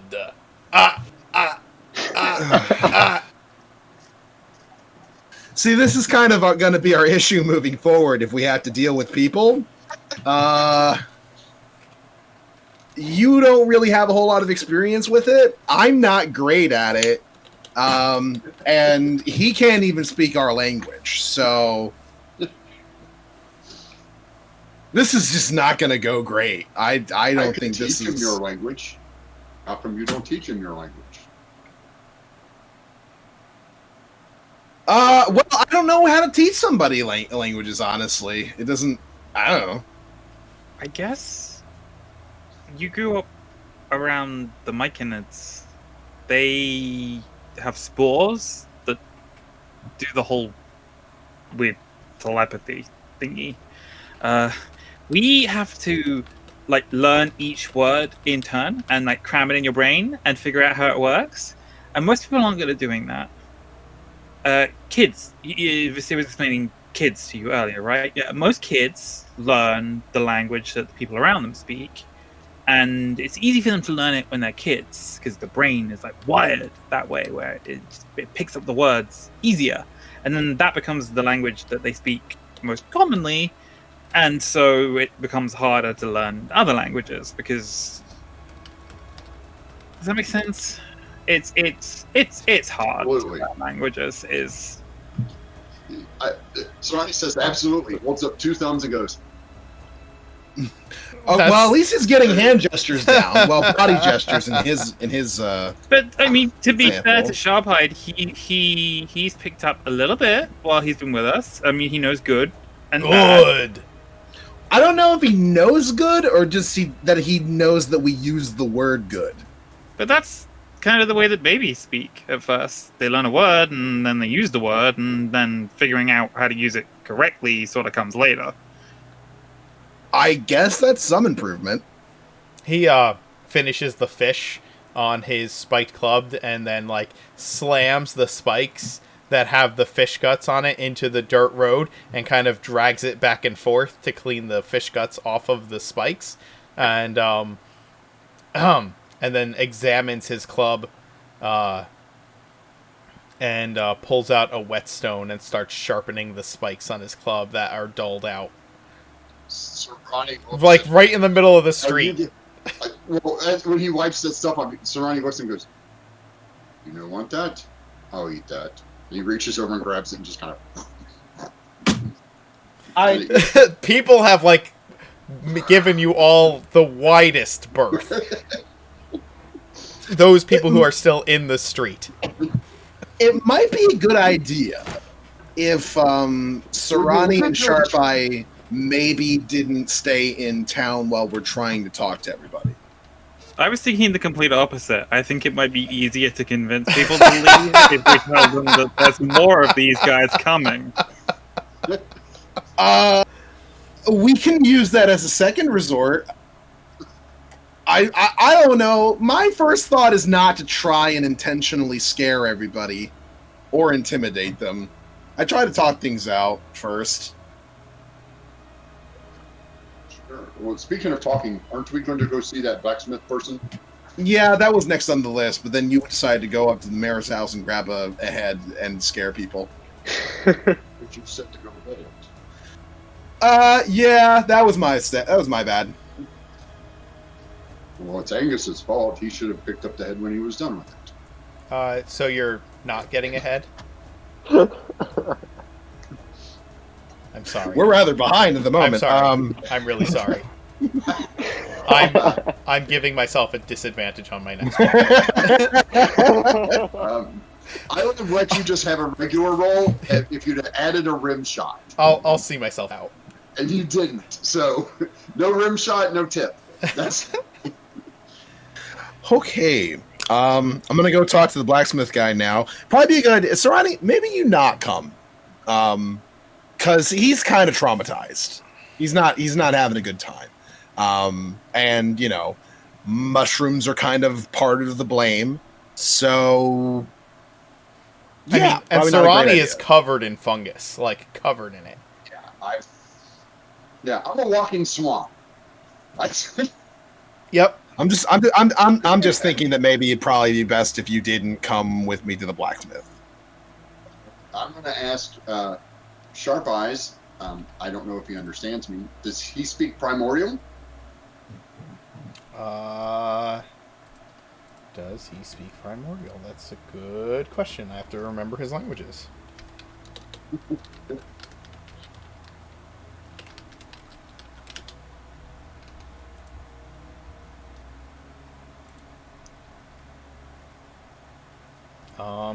No, he does not. Well, I'm going to ask him if he wants to help me go get something to eat in the swamp. He Food in the swamp. I point food in swamp. Try to, see if he's... he points towards the swamp and shakes his head at you and says, "Home. Home."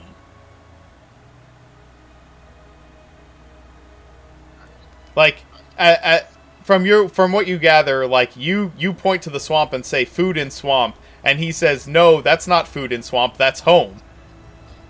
Oh, okay. Like you're calling it the wrong thing. Okay, I point to the fish, to what's left of the fish. I'm like, food? Good. Good. Where? He points his club back towards the docks. I'm gonna leave these two to the Three Stooges act, and I'm pretty sure Sharp-Eyed, Sarani, and Vasir are now the Three Stooges. And I'm pretty sure Vasir is Mo. And I'm Carol. Yeah. Actually, I feel like a more apt thing probably would be to call Sarani and Sharp Eye Abbott and Costello. That might be more accurate. The three of you are the Marx Brothers. That's what's going on here. There we go. That's true too. Well, there's 5 of us. We can all be March Blood. That's true. Yeah. That's true. Yeah. Okay, so what is your plan from here? I'm going to see if I am going to continue to play charades with Sharp Eyes until he can go. Right. I knew that. I meant everybody else. Oh, okay, sorry. I'm gonna head over to the blacksmith and see if I can't get him to help us let everybody know how urgent this problem is.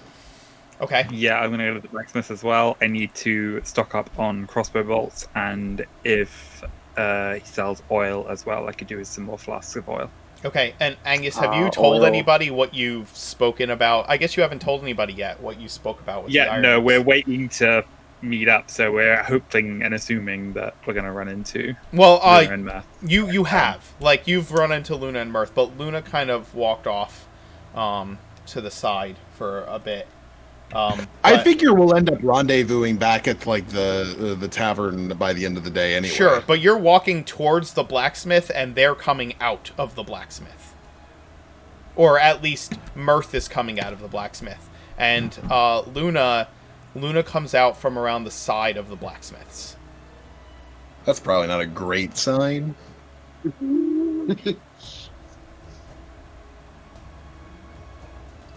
Mirth, you didn't happen to by any chance talk to the blacksmith about the whole situation that's going on out here, did you?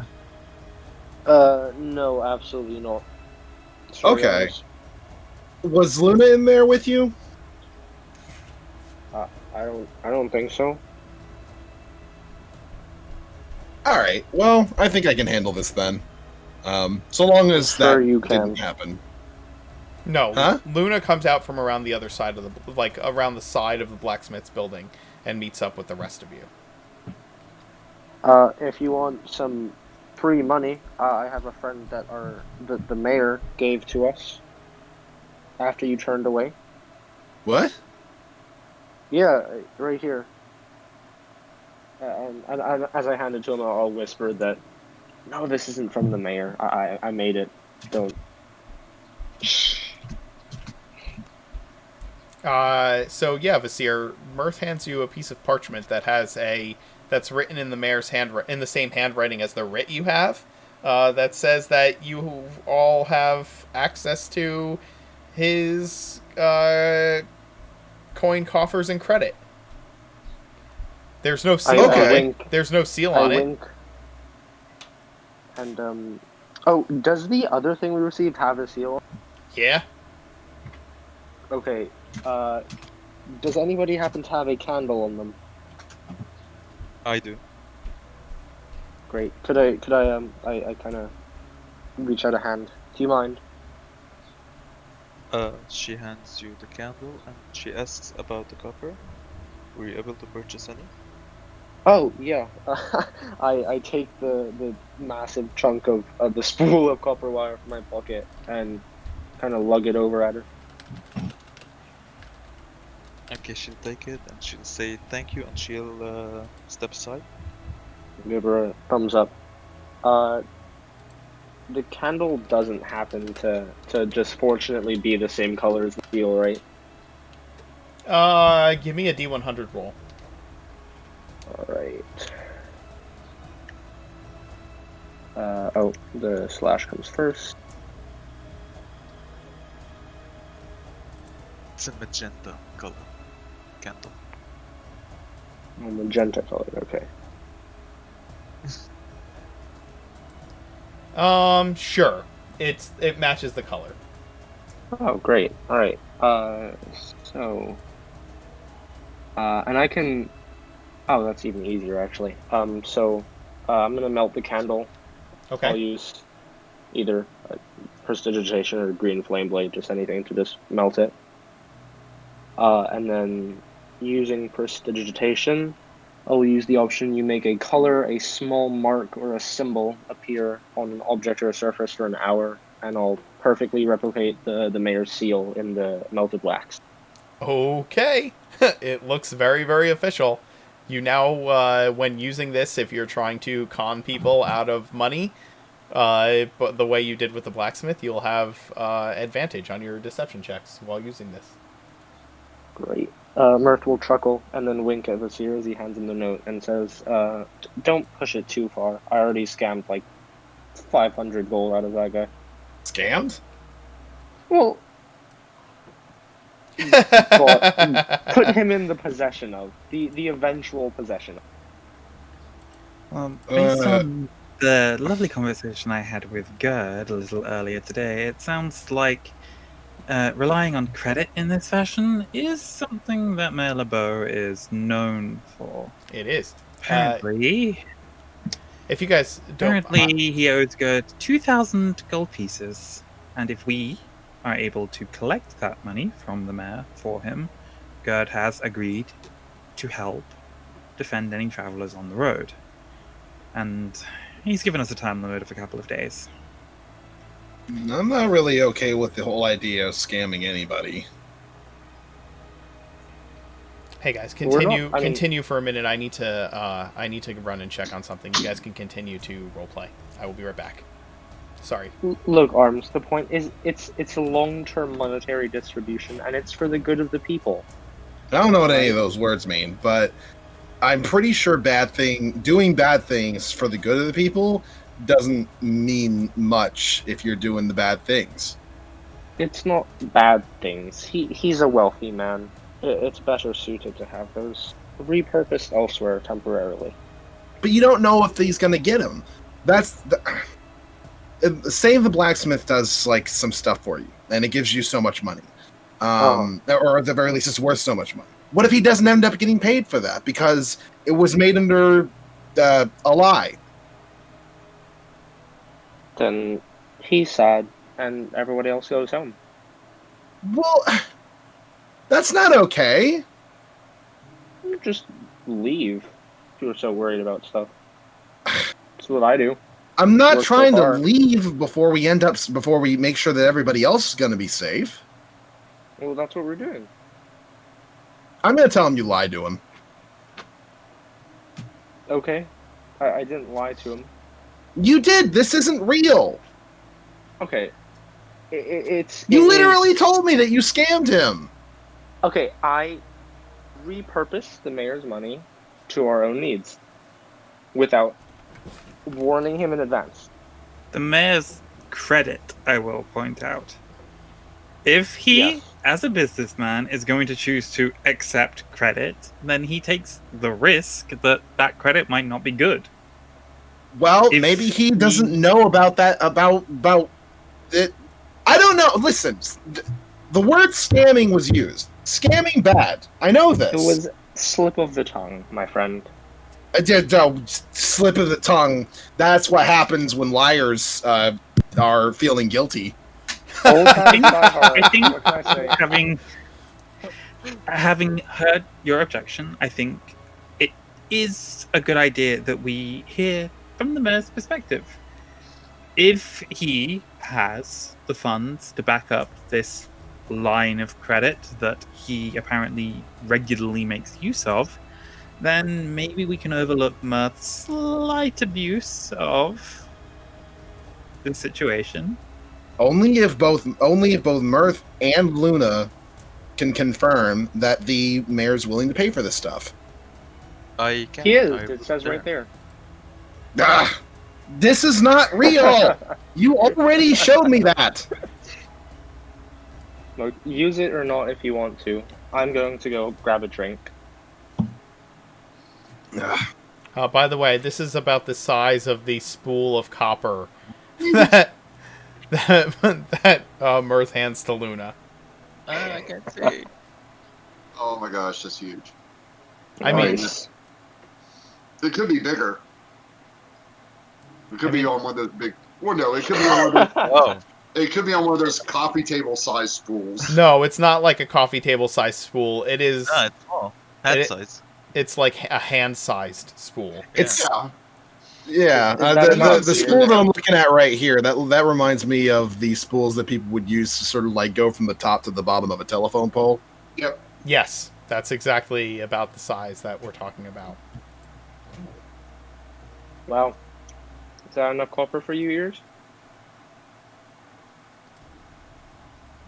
I think I already took it. No. Yeah. Oh yeah. In retrospect, I didn't know the size at the time. That's fine. It's more than enough. I hope. Theo, don't start him on that.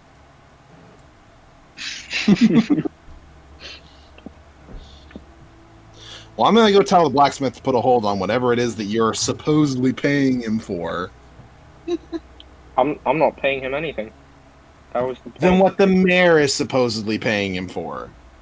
Yeah, precisely. Until that money is in his hands. Okay.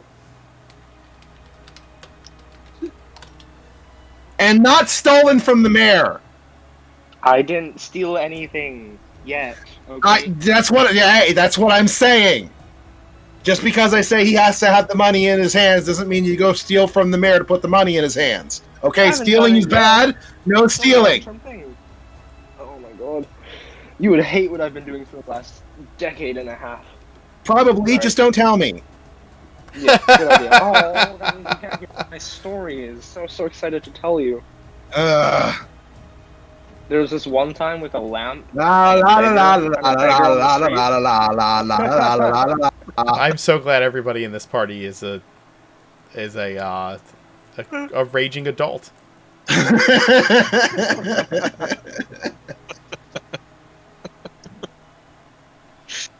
Not bad. In that case, Oh. I'll take the generous mayor's offer back and tuck it into my pocket. Okay. I just want to know if I've been fed yet. Yeah, Sharp-Eyed is getting you fish. So He's I'm like going to standing in shake my some head. shallow, brackish water and using his spiked club to like skewer fish and pull them out of the water. On the beach at me? Yes, it's awesome. Anyway, So I'm going to go ahead and shake my head at Mirth before heading over to the blacksmith. okay. Sort of like knock on the door. I mean, he has an open forge. He's working. Fair. So I'll walk inside and sort of introduce myself. Hey, I don't know if you remember me. My name's Vasir. The loudmouth. Yeah, a little bit. Listen, there was a guy in here earlier. He said that he had a paper that supposedly said the mayor was going to pay for anything that we wanted him to pay for. I had seen. You That's- are the ones who are traveling with the woman. Oh, yeah. Yeah, we are. Just so you know, by the way, that guy kind of lied to you. While we are the sheriffs now, according to the paper that I have, doesn't have anything to do with us being able to just have him pay for whatever we want. So maybe hold off on whatever it is that he commissioned you for before you have the money. I see. Just trying to be honest here. Apparently, I'm one of the only ones. But Is the he still main here in the city, in town, or is he still here in town? he's still in town, yeah.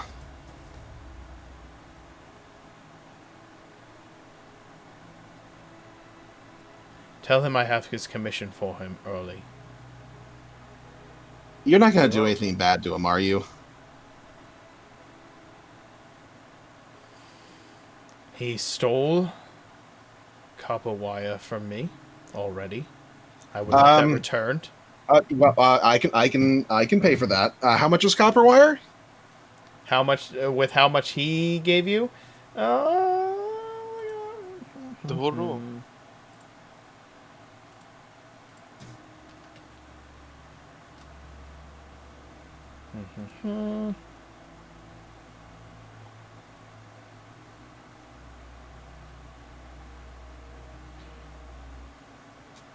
Let's see.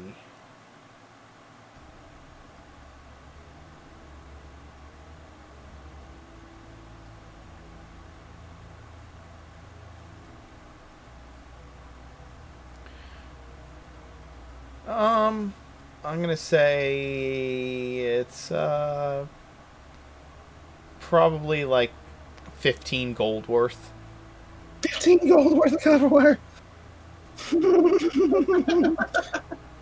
Okay. He hasn't even told you about the 400 gold breastplate yet. I've already begun working on his commission for him. And Well, you can stop that. So that's all fine. and my hour's worth of work, I'll need to be repaid for that. And how much would that be? Why don't we say another 15 gold? I have 25. You were honest with me. You can take it out of his hide. That's fine. 25 Love you, gold, I can Vasir. settle on that. Okay. Nasir will hand over literally all of his money. Mirth, you son of a gun. When you walk out of my shop, I never want to see or hear from you and your friends and that woman again. You have brought me more trouble than I could have ever thought one small group of people could have brought to me. I understand. My Do you? only goal... Have you lost a son and then been conned by the same people who caused his death? You understand? What I understand is that you don't want to listen to me. And you also probably don't want to work with me. And that's fine. But I'm not going to ask for any of that. All I'm going to ask is that you have some sympathy for your neighbors. What are you talking about? The thing that happened to your son is going to happen to everybody in this town if you don't leave soon.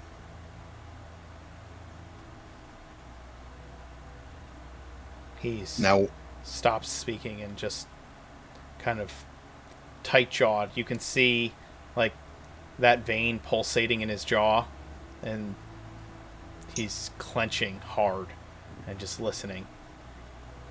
right now, what I want to do is let everyone know how serious this is so that everybody listens and, in fact, moves. It's going to be a very difficult thing to convince everybody of. This is their homes and no one's going to want to go. Regardless of how dangerous I say it is, I can't prove it. But you've been through it. So you can help to convince all of them that this is in their best interest. What do you expect us to do? Where do you expect us to go? We have a couple options. Right now, I'm fully willing to help lead a caravan to Twilland Hill. That is an option. People can. There are boats here. You guys could head to Grove Hare. That's an option as well. But the main thing is that this general area is not safe for anybody.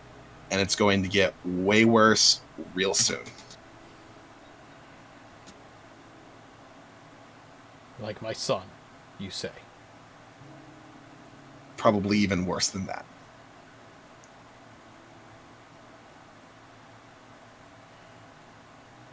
I've seen people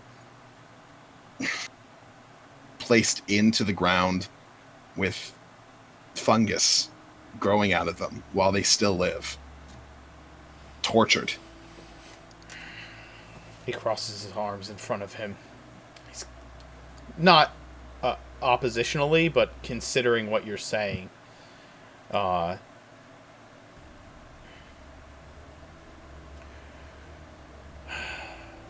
door to door would be too much. It would take too long. I can gather a lot of people.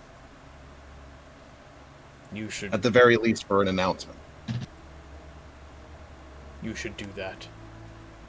I will speak on your behalf, but keep the demon and the woman away from me and my wife. Do you understand? Understood. Me? I completely understand that bit, yes.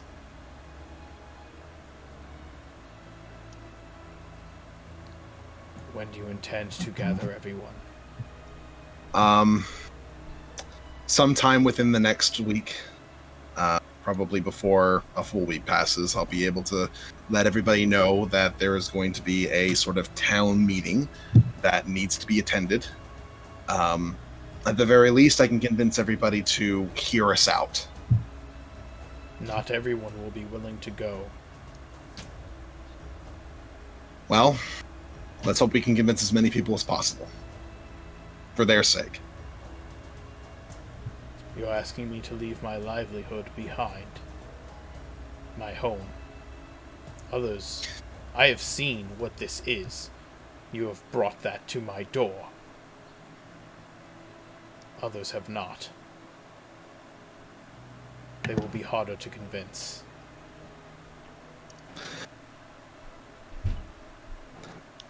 It's probably harsh to say, but whenever a door closes, another one opens. For a lot of people, it's going to be very difficult to leave something behind that they worked their entire lives for. But just because they're leaving one thing behind doesn't mean that there's nothing else for them. Their ancestors, parents, what have you, moved to this area, made what it is that they had. There's no reason they can't do the same to another place.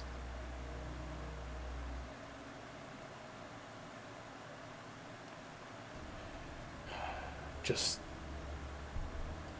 get everyone together. And as I said, I will speak on your behalf. Okay. Thank you. I know you're not doing this for us, but thank you regardless. He holds up his hand, kind of waving you off. Yes, yes. And Vasir will go ahead and take his leave and let him out a big old sigh as soon as he leaves, going, "Holy shit!" And he, you hear him as you're like walking out. He just kind of throws his hammer down on his anvil, where and like you hear the like bang and rattle of that as you walk out of the blacksmith's. Well, I didn't figure that was going to be easy, but at least it's done now. Judging by your tone, I'm guessing now would not be a good time for me to ask about buying some crossbow bolts. Probably not a great idea. You could probably find some in a general store. Usually people will buy and sell just some extra stuff that they have. Hunters might have sold some extra crossbow bolts at one of those. I'll make do with what I have for now. Right now, we need to decide what we're going to do about Gerd's offer. See, he did at least believe me that there is a threat coming. So if we don't get him the 2,000 gold pieces in a couple of days' time, he's going to leave on his own. So it might be And I'm easier guessing we're going to need him for his boats. For his protection on the road. He's a merchant. Runs caravans back and forth to Twilight Hill. So he knows how to keep people safe on the road, how to watch out for bandits, that sort of thing. I was sort of hoping that he'd be willing to protect people, but he isn't willing to do it for free. So he wants 2,000 gold. From the mayor. It's not for us. It's money that's already owed to him. We're just enforcers. Okay. Well, I guess we'll have to tell the mayor that this is his only shot at making sure that everybody is protected. If he's willing to make us sheriffs, try and do that. At the very least, he might be willing to pay what he needs to. By the way, try and keep me calm the next time we see Mirth, because I am now down all of my money, thanks to his shenanigans.